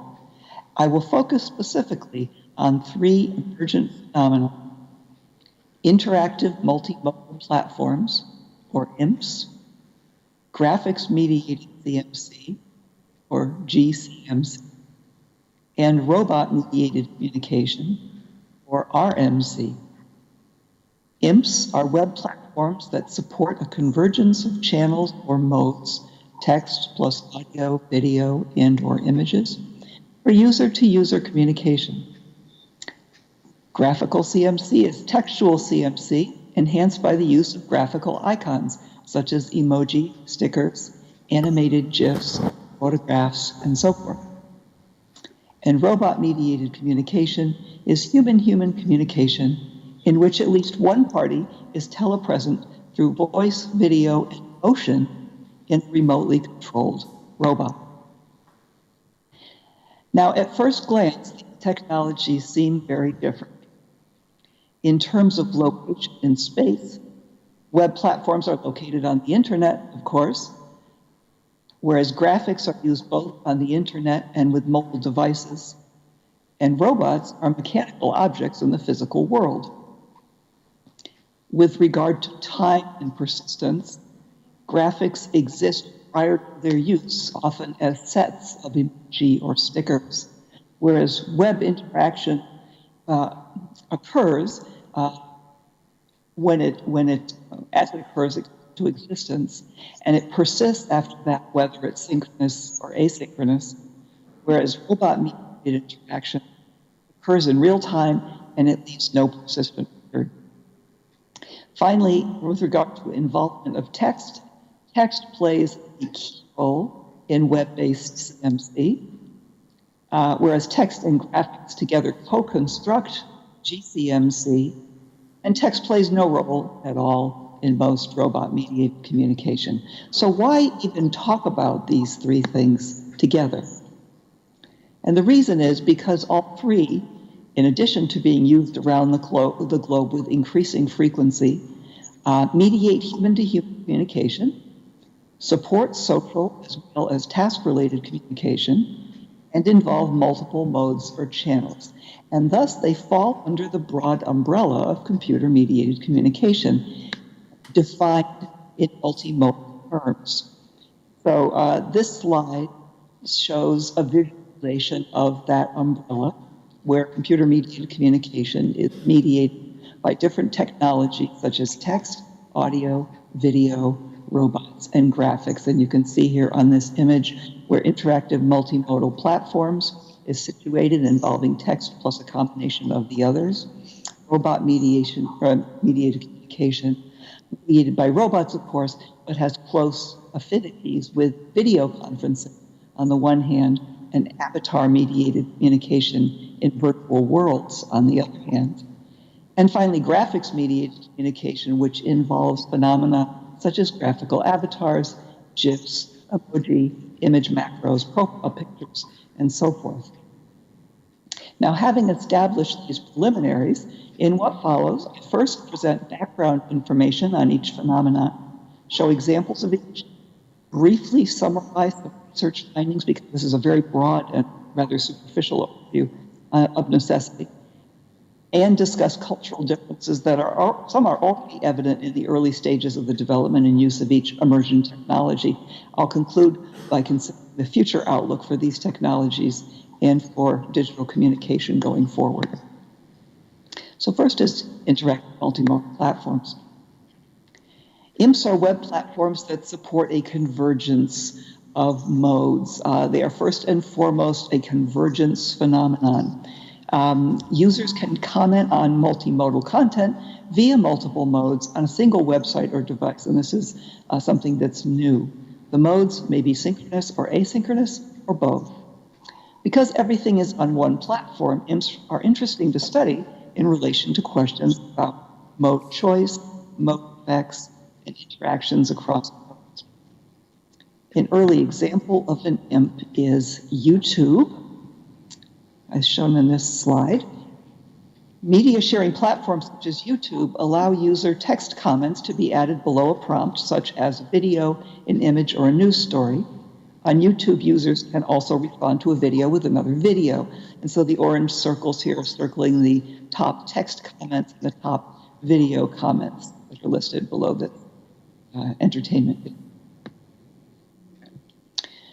A less well-known example is VoiceThread, a web platform used mostly for pedagogical purposes that lets users comment on a central multimodal display. In this case, it's a video about the dangers of driving too fast. Via asynchronous audio, video, or text comments, circled in orange, here you can see how each type of comment appears when it's posted.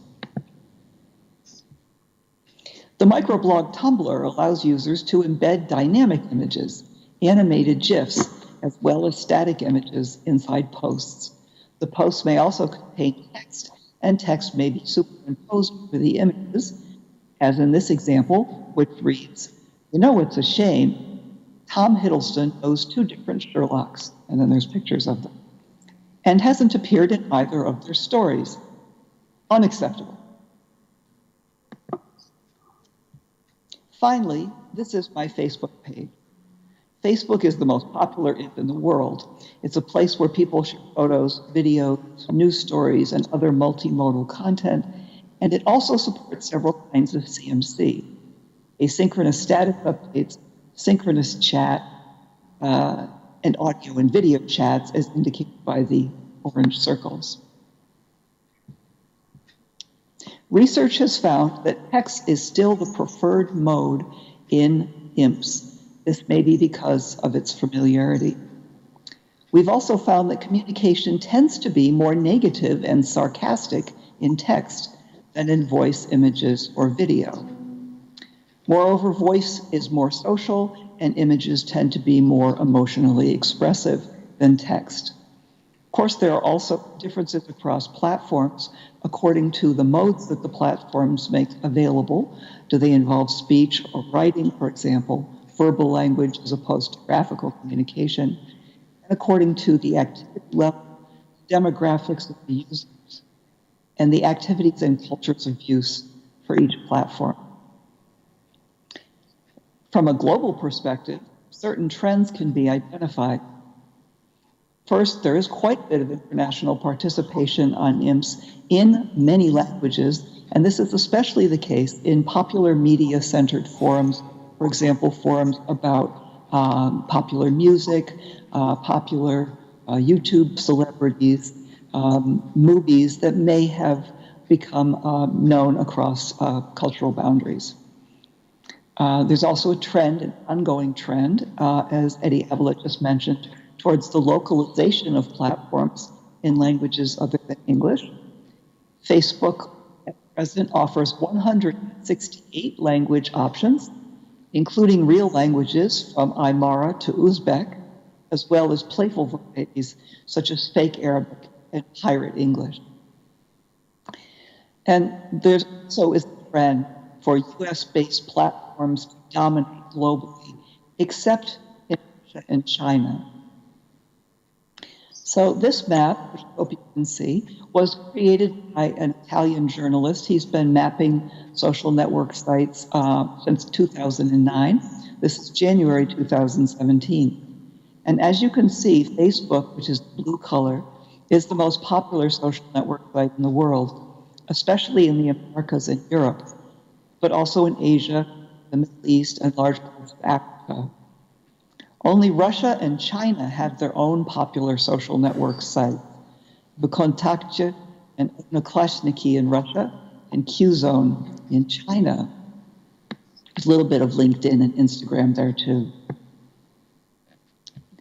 The second most popular social network sites in each country are more diverse, but with the exception of Odnoklassniki in Russia, they all originate in the United States. Reddit, LinkedIn, Twitter, Instagram. Next, graphic-mediated CMC is digital communication made up partly or entirely of graphical icons. I refer to these the term graphics, and examples of graphics include animated GIFs, image macros, emoticons, emoji, and stickers. Some of the issues that arise with regard to graphics-mediated communication is speculation that these are becoming new languages, new entirely graphical languages, that graphics may entirely eventually replace text online.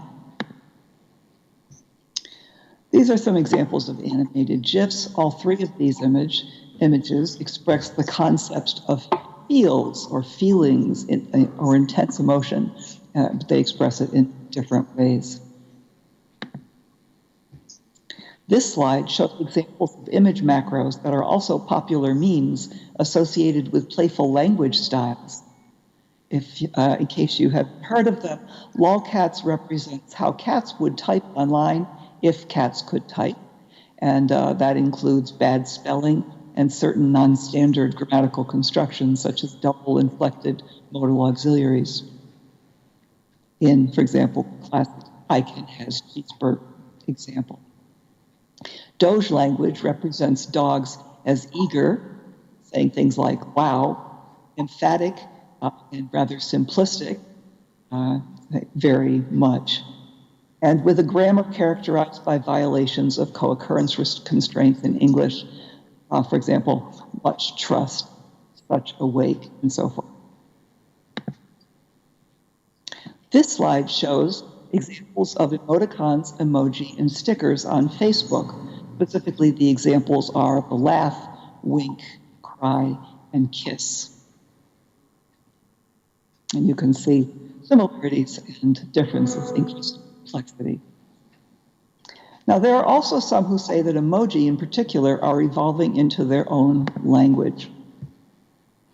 Evidence in support of this view is that emoji phrasebooks exist online, and the classic American novel Moby Dick has been translated into emoji as Emoji Dick.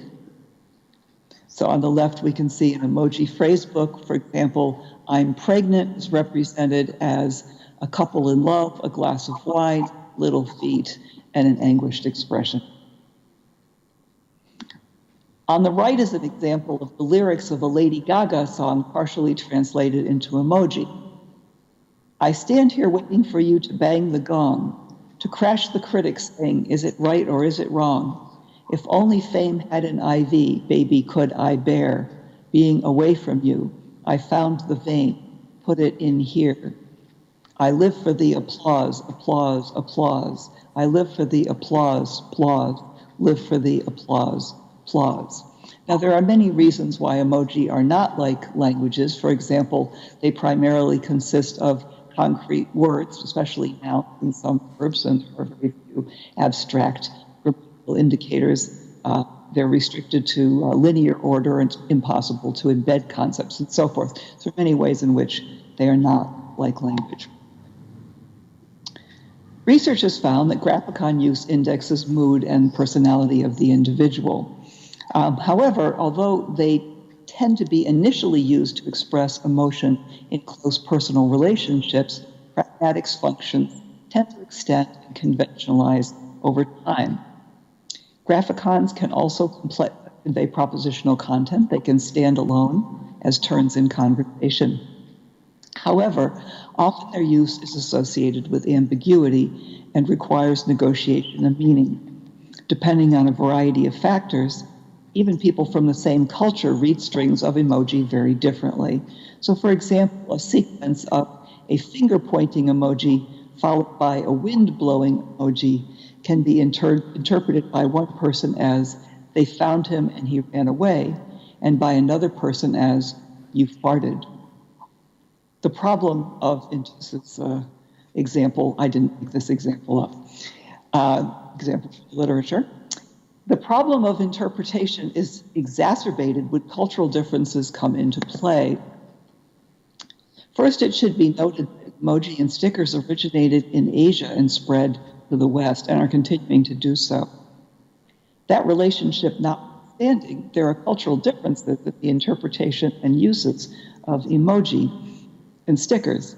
Even given English translations of the textual text, without the help of my Chinese informant, I would never have guessed that the emoji sequences in 1 to 3 on this slide mean, in the case of 1, let it go with the wind, and meaning don't brood over it. Second example, pay attention to me, I like it, with reference to a song that was posted. And in the third example, me and my friends could never do that, with reference to a yoga pose. So I found these examples to be quite opaque. Finally, telepresence robots. Telepresence robotics is a sophisticated form of remote control in which a human operator or a pilot has a sense of being on location through piloting a robot. Robot-mediated communication, or RMC, is human-human communication in which at least one party is telepresent via and remotely piloting a robot. It is a type of multimodal CMC, and video conferencing is supplemented by movement, and for this reason, people sometimes refer to telepresence robots as Skype on a stick. This slide shows some examples of telepresence robots that are available commercially in the United States. I personally own Vigo, the kind on the right. Telepresence robots are being used in increasingly diverse domains of modern life, such as healthcare, education, professional presentations, and even TED Talks. Here I am teaching a class through my Vigo in Indiana. Here I'm giving a lecture to a research group in Lyon, France, through their Beam robot, and simultaneously presenting via Skype. And here I'm socializing with colleagues in Stanford, California, during a wine and cheese event. Unfortunately, my Vigo couldn't enjoy the wine. Research on telepresent robot communication has identified a number of issues, including the emergence of new norms of interaction to compensate for the many technological limitations of the current generation of robots, such as reduced gestural cues, the robots typically don't have arms, gaze misalignment as a problem similar to what we have in Skype, and limited social awareness of the pilot. The pilot, for example, can't hear how loud they are and can't judge accurately how close they are to other people because they only have a camera that has monocular rather than binocular vision. Other studies have asked what kind of social actors telepresence robots are and how, for example, piloting a robot affects a person's perceived status and influence, and how polite local participants are towards telepresent robot users. One study found that the politeness towards the robot pilot depends on the metaphors that those others have for the robots, whether they think of them as machines, as humans, or as humans with disability. I believe the finding was that if they think of it as human with disability, they're more polite towards it. But if they think of it as a machine, they're more helpful in terms of opening doors, clearing pathways for it, and so forth, because they recognize its limitations. So these are some negative findings, but on the positive side, research has also found that RMC can be more casual and sociable than video conferencing when it works well. While telepresence robots are being actively researched and developed in the United States, 40% of all the robots in the world are in Japan. And Japanese robotics design differs strikingly from that in the West. At the same time, other countries are starting to produce telepresence robots, and some of those are considerably less expensive. This is having the effect of making telepresence robots more widely available and more affordable. So one difference between the US and Japanese design orientation is realism. This slide shows here Ishiguro's Geminoid robot and doppelganger and other robots in his lab. Now, one problem with creating a realistically humanoid robot version of yourself is that humans age, but their robots do not. So already Ishiguro and his robot no longer look exactly as alike. At least, we don't have the technology to make robots age. So studies have found, though, that people tend to find robots that look too much like human beings to be somewhat discomforting. It's a phenomenon known as the uncanny valley. And if you have a robot look too much like a human, it's perceived to be creepy or even ghoulish, perhaps reminiscent of corpses. It looks like the real thing, but it isn't entirely acting like the real thing. But this is very much a Japanese orientation. Another difference is that other countries seem to be more into developing child-sized robots.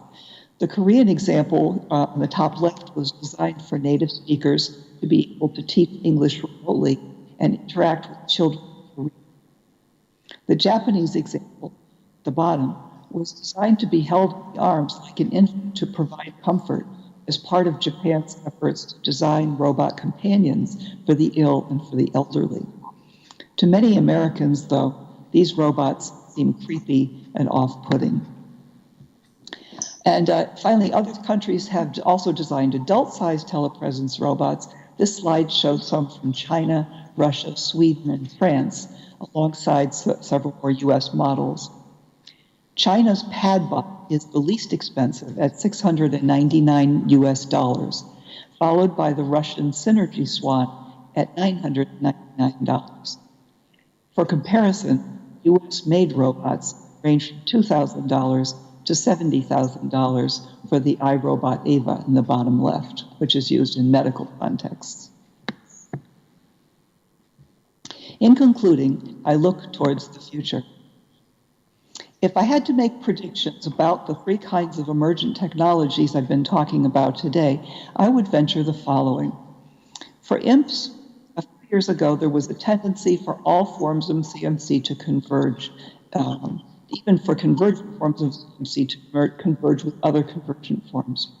An example of this is Google Wave, which was introduced and abandoned by Google in 2009, and it tried to do everything, and in the end ended up being nothing.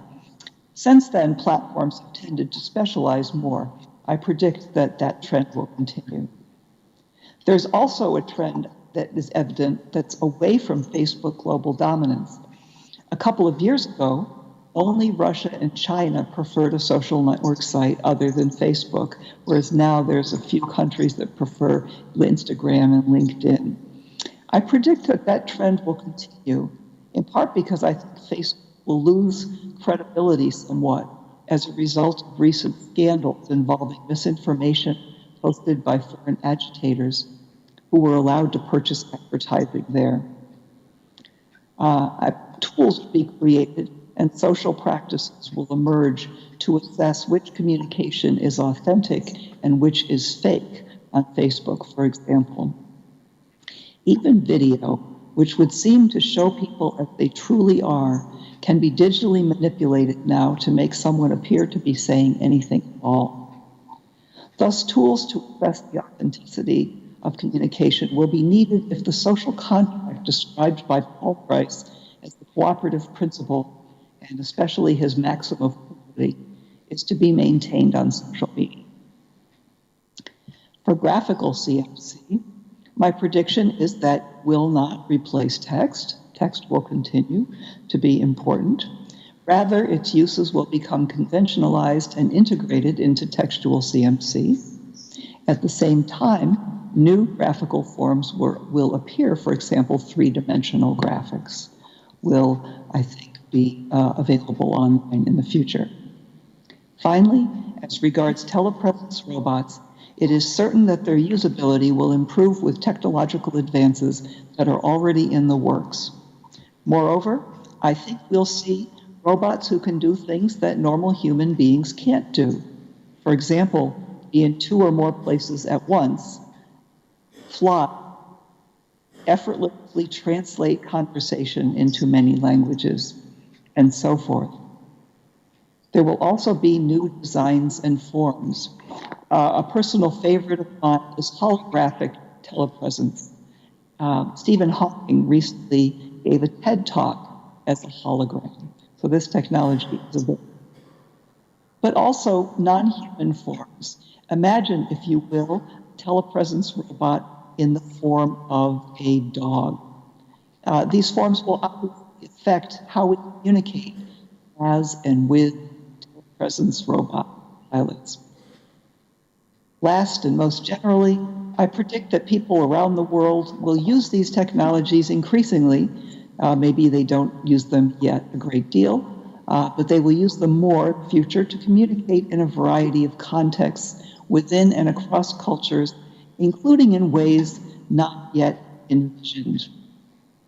It's a brave new world with many problems and yet also many possibilities. For better or for worse, and it's for the better, I foresee increased reliance on digital communication in the future. Thank you.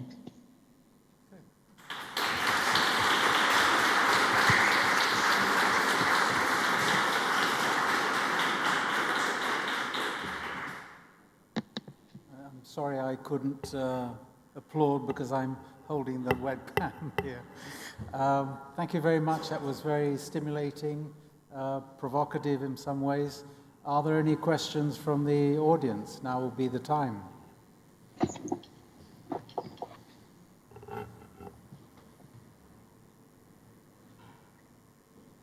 Here we are.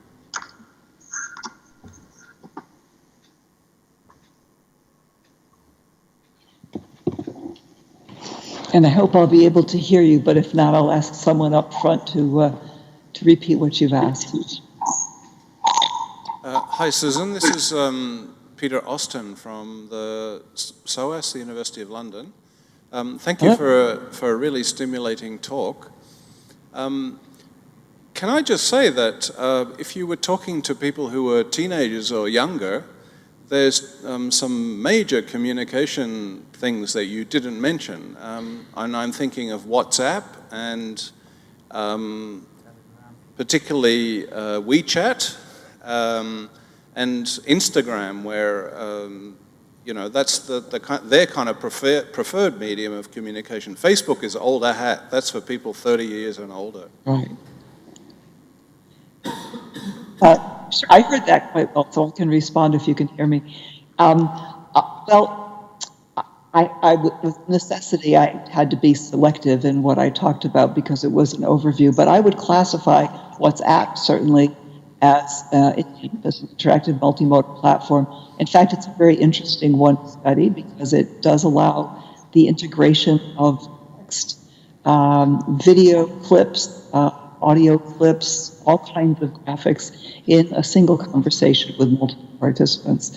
And so it is actually a very, I think, an excellent example of IMP that I would love to study. One issue with WhatsApp is that it's much less popular in the United States than it is in other countries. I'm not so sure about young people in the U.S. I think they may use Instagram and Snapchat more in the United States. But I have many international students who use WhatsApp, and of course it's private communication. And so there are issues in getting access to it for study purposes. So that's been one limitation. If I can just comment as well, I think it has a different social dimension than all the others.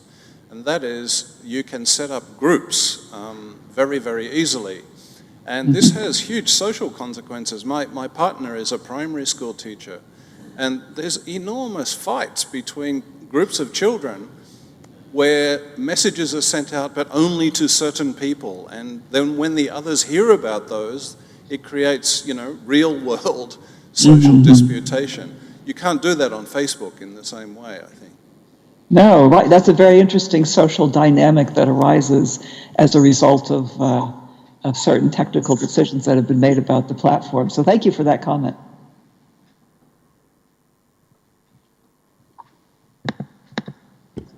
Does this work here?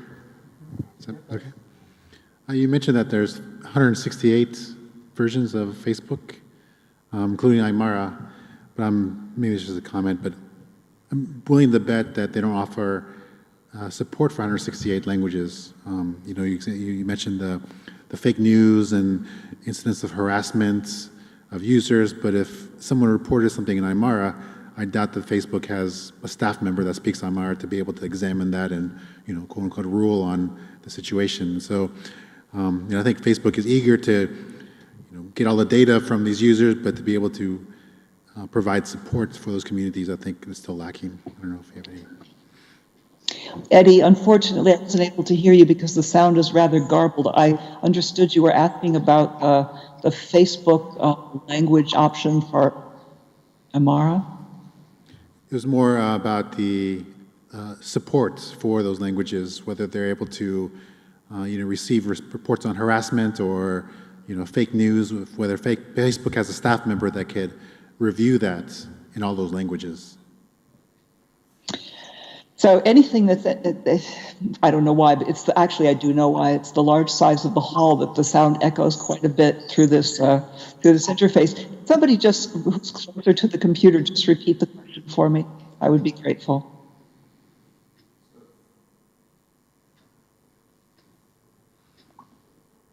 I don't know. Can you hear me, Susan? Yes, I can hear you. Okay, so what Eddie was saying is that support is not really provided in the smaller languages. Things, for example, monitoring harassment or taking care, deleting posts that are offensive or whatever. So Facebook has people, real human beings, to do that for languages like English and French and German and so on, but they don't have for Aymara or Quechua or other languages. So they're not supported in the same way. In fact, all it is just providing the textual access to the terminology on the screen. Yes, right. It just translates the template, as it were, and the interface into the other language. I have not looked into this personally, but I understand from a study that was done in 2011 by Lenahan that a lot of the smaller languages, she was looking at Irish, a lot of the smaller languages on Facebook are the results of kind of a grassroots effort that users who speak those languages create the language versions, and it may be that Facebook doesn't support them for that reason because they are actually user generated rather than Facebook generated. Does that seem like a possibility, Eddie? Yes.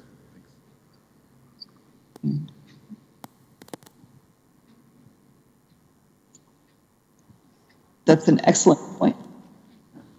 It's Peter Austin again, Susan. Just about your discussion about robots, the Science Museum in London about a month ago had a beautiful exhibition about robots, and the baby that you showed us and also the Japanese one were in the exhibition. And like you, I had a kind of creepy reaction to it, but it was interesting to watch the audience, to watch the people who were participating, and I noticed that young people attempted to speak to the Japanese robot. I mean, of all of the robots that were there on display, they actually walked up to the most humanistic looking one and tried to, you know, as if it would communicate with them. And then with the baby, young kids, like 4, 5, 6-year-old, they loved it. They went over to it. They were really interacting. So I wonder if there isn't a generational difference such that when these things become more common and even ubiquitous, that they will be interacted with in a very different way from the way that we, you know, adults and middle-aged people might think about it.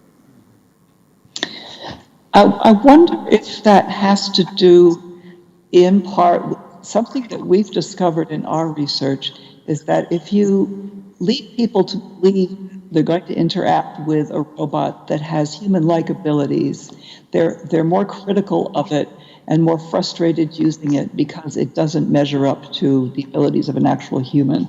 And I wonder if it's the case that children simply haven't developed those expectations yet, and they approach it at a more basic level. This is like a doll, or possibly like another child. But of course, children are also very interactive with dolls that are human-like, but not exactly like humans.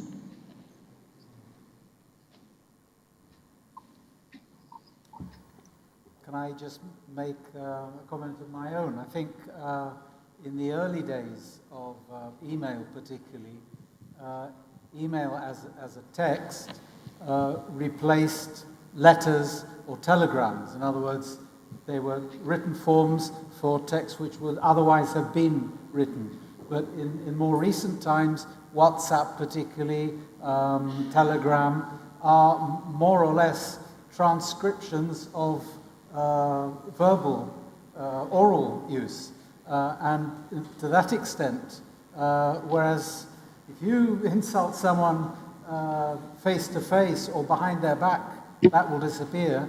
Of course, those insults stay in written form in the social media. And I think a lot of people have not fully adapted to the fact that they are not private and they are not transient. They remain there and they can be used as evidence against you. I don't know if you have any comment on that.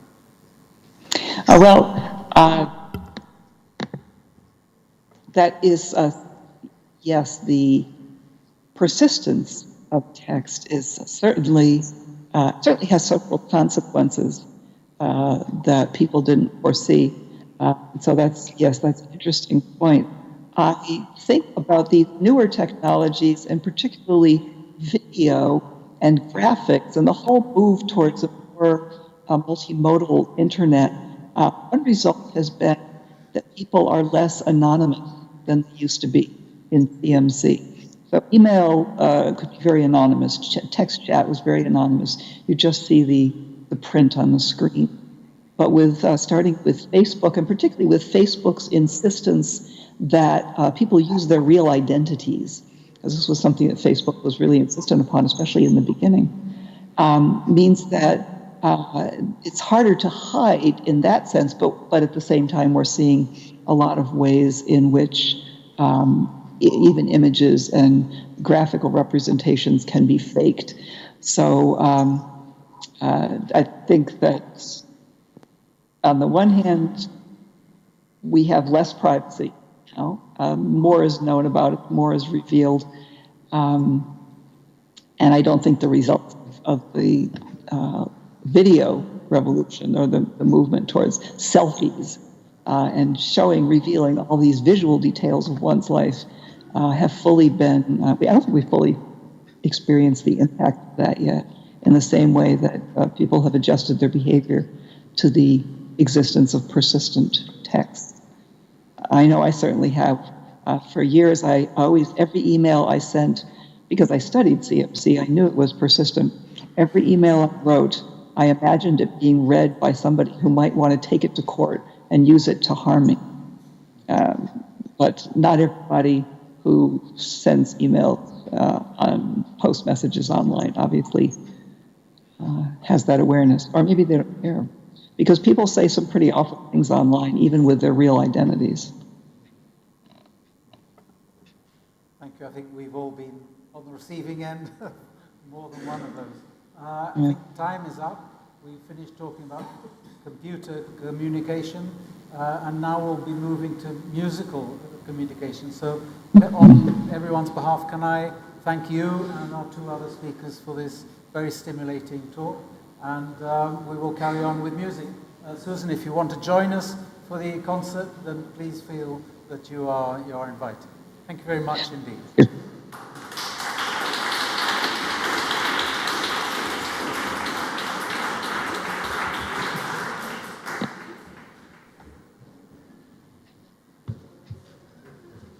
Perhaps I'll hang around for a minute and see if I can hear the music well enough. Okay, good idea.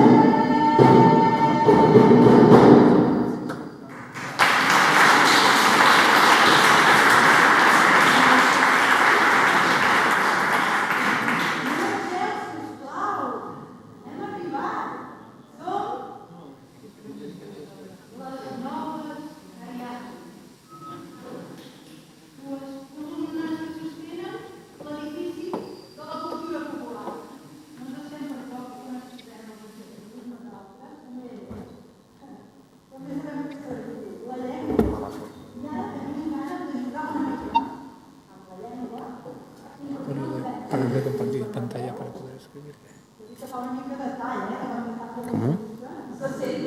Compartir pantalla.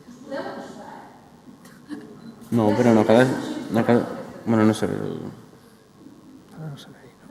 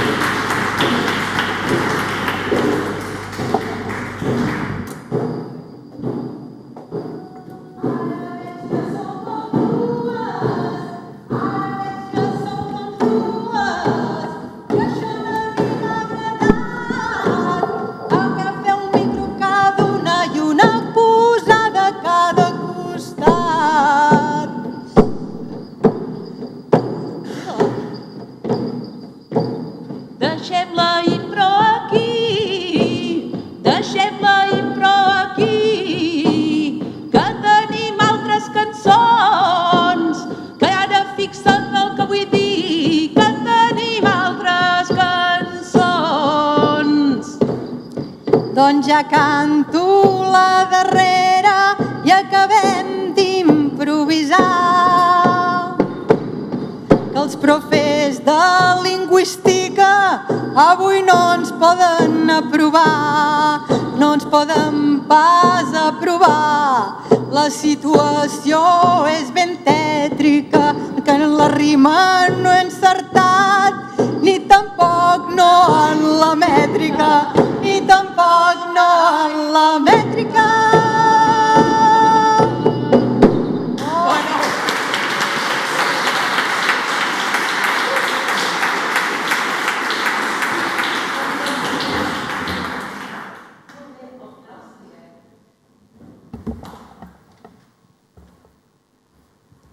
Ens sentiu millor amb micròfon, És que també us heu escampat molt, m'heu posat així com tots dispers, que us fa cosa acostar-vos els uns als altres.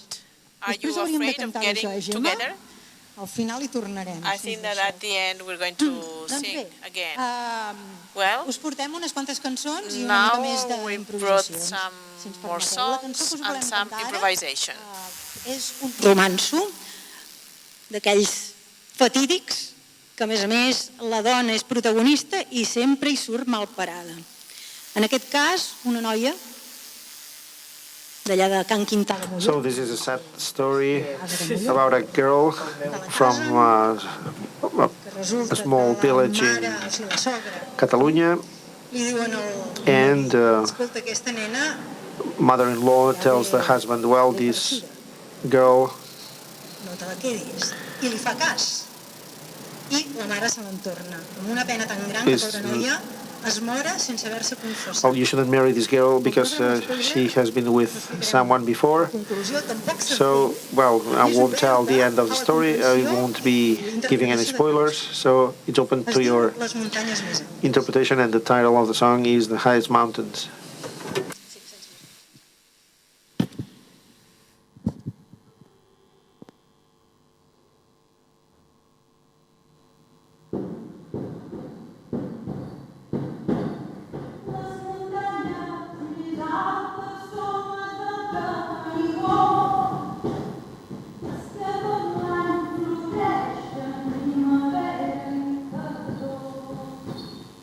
Estiu i primavera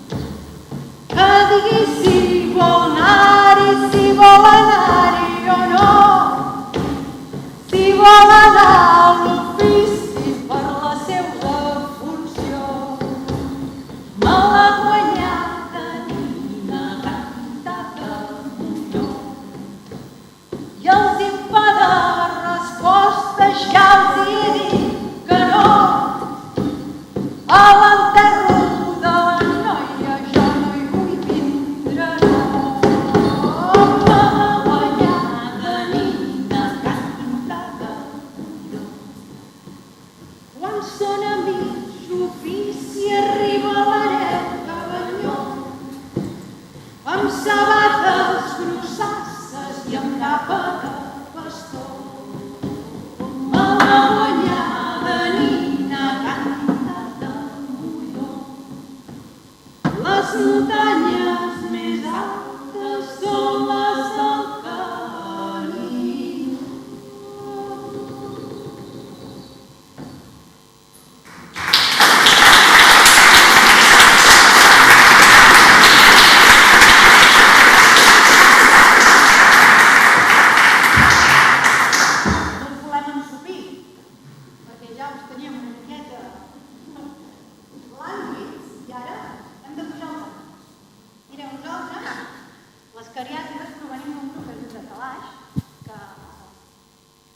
Nosaltres, les cariàtides, provenim d'un grup que es diu de Calaix i vam fer un treball fa uns anys. Which was known as the Kalash, and we Vam agafar cançons took some songs, traditional songs, some years ago, but we have added de la nostra qualitat del que nosaltres sentim. some of our feelings, because songs have to be sung, and tradition requires that we adapt them to our needs. So we adapted typical songs, Catalan songs, to a saint, Saint Quiteria, in religious songs. Now, it would be great to pray to Santa Quiteria because we all feel angry, right? We all feel angrier and angrier. So the solution is to invoke Saint Quiteria and ask for her help. So how can we do it?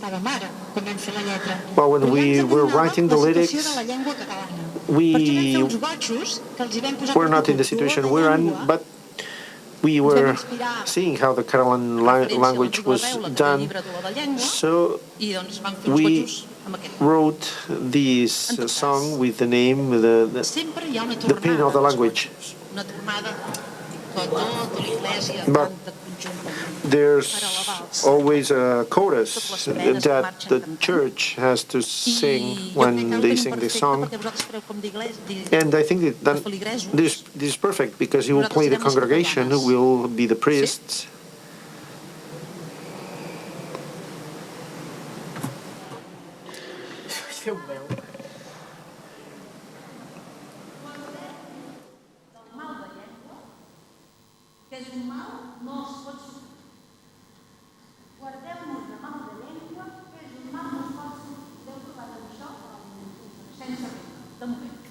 Guardeu-nos de mal de llengua, que és un mal no es pot sofrir.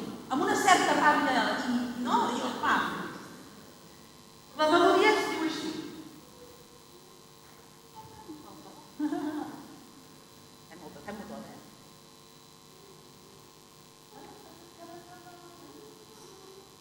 Guardeu-nos de mal de llengua, que és un mal no es pot sofrir. Guardem-nos de mal de llengua, que és un mal no es pot sofrir. Poseu-vos per allà darrere. Guardem-nos de mal de llengua, que és un mal no es pot sofrir. I una mica més àgil. Guardem-nos de mal de llengua, que és un mal no es pot sofrir. Nosaltres direm com a la missa. No sé si sou molt d'anar a missa. Nosaltres no gaire, però vam entendre de seguida. El que sí que nosaltres arribarà, guardem-nos de mal de llengua, que és un mal no es pot sofrir. El tanto que hi ha a les entrades pel entremig que us toca esperar.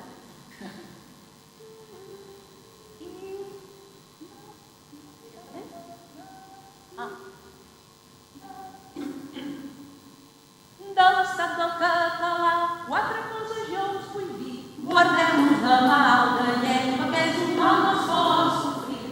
Català, cosa de tots, la norma ja ens ho va dir.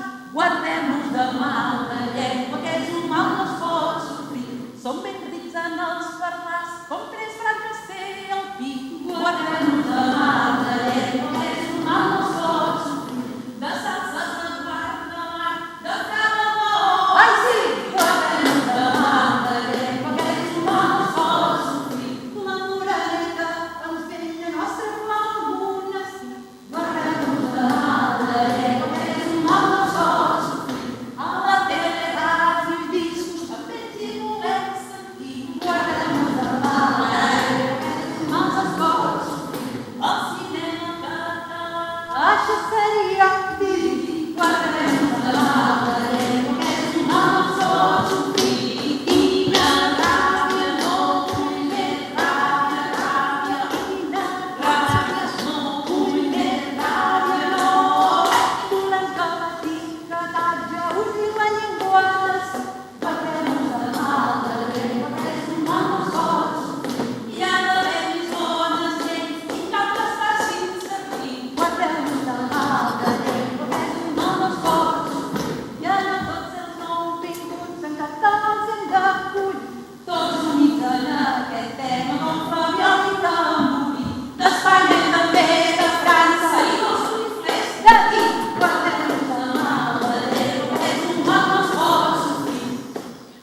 No renunciem a la llengua, no fem costat al butxí. Guardem-nos de mal de llengua, que és un mal no es pot sofrir. Prenem-nos en Wikipedia per salvar el nostre destí. Cada que és un mot de llengua ja no vull més sofrir. I si sempre el català i la mare que ens fa patir.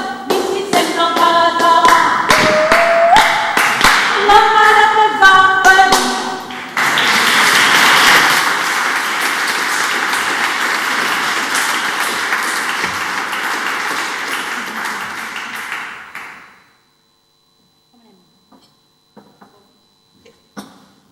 A nosaltres ens agraden les cançons d'abans.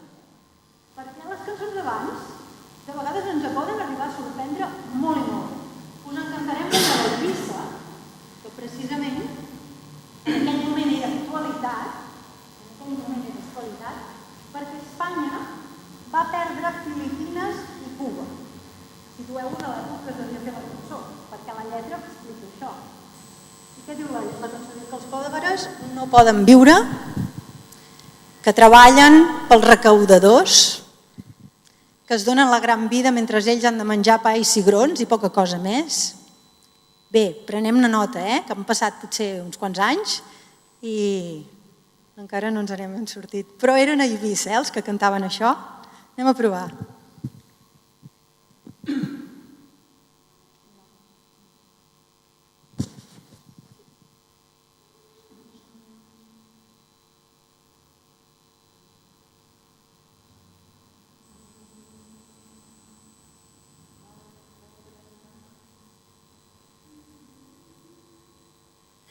Els pobres no podem viure, sempre hem d'anar de rancor, treballant i coent sitges per pagar recaudador. Que fumen i no estalvien, sempre escalavat desmaior, van de botiga en botiga, bevent i fent la raó. Menjant-se alguna gallina i algun pollastre capó, jo he de menjar sardines, guixes i algun ciuró. L'Espanya va de fallida per manca de règim bo, que va perdre Filipines i Cuba, que era millor. I ara perdrà ses tres illes, Mallorca, Eivissa i Maó, que arriba sa república i en bona condició. Tots farem un crit de viva i amb molta força i raó, que els pobres no podem viure, sempre hem d'anar de rancor.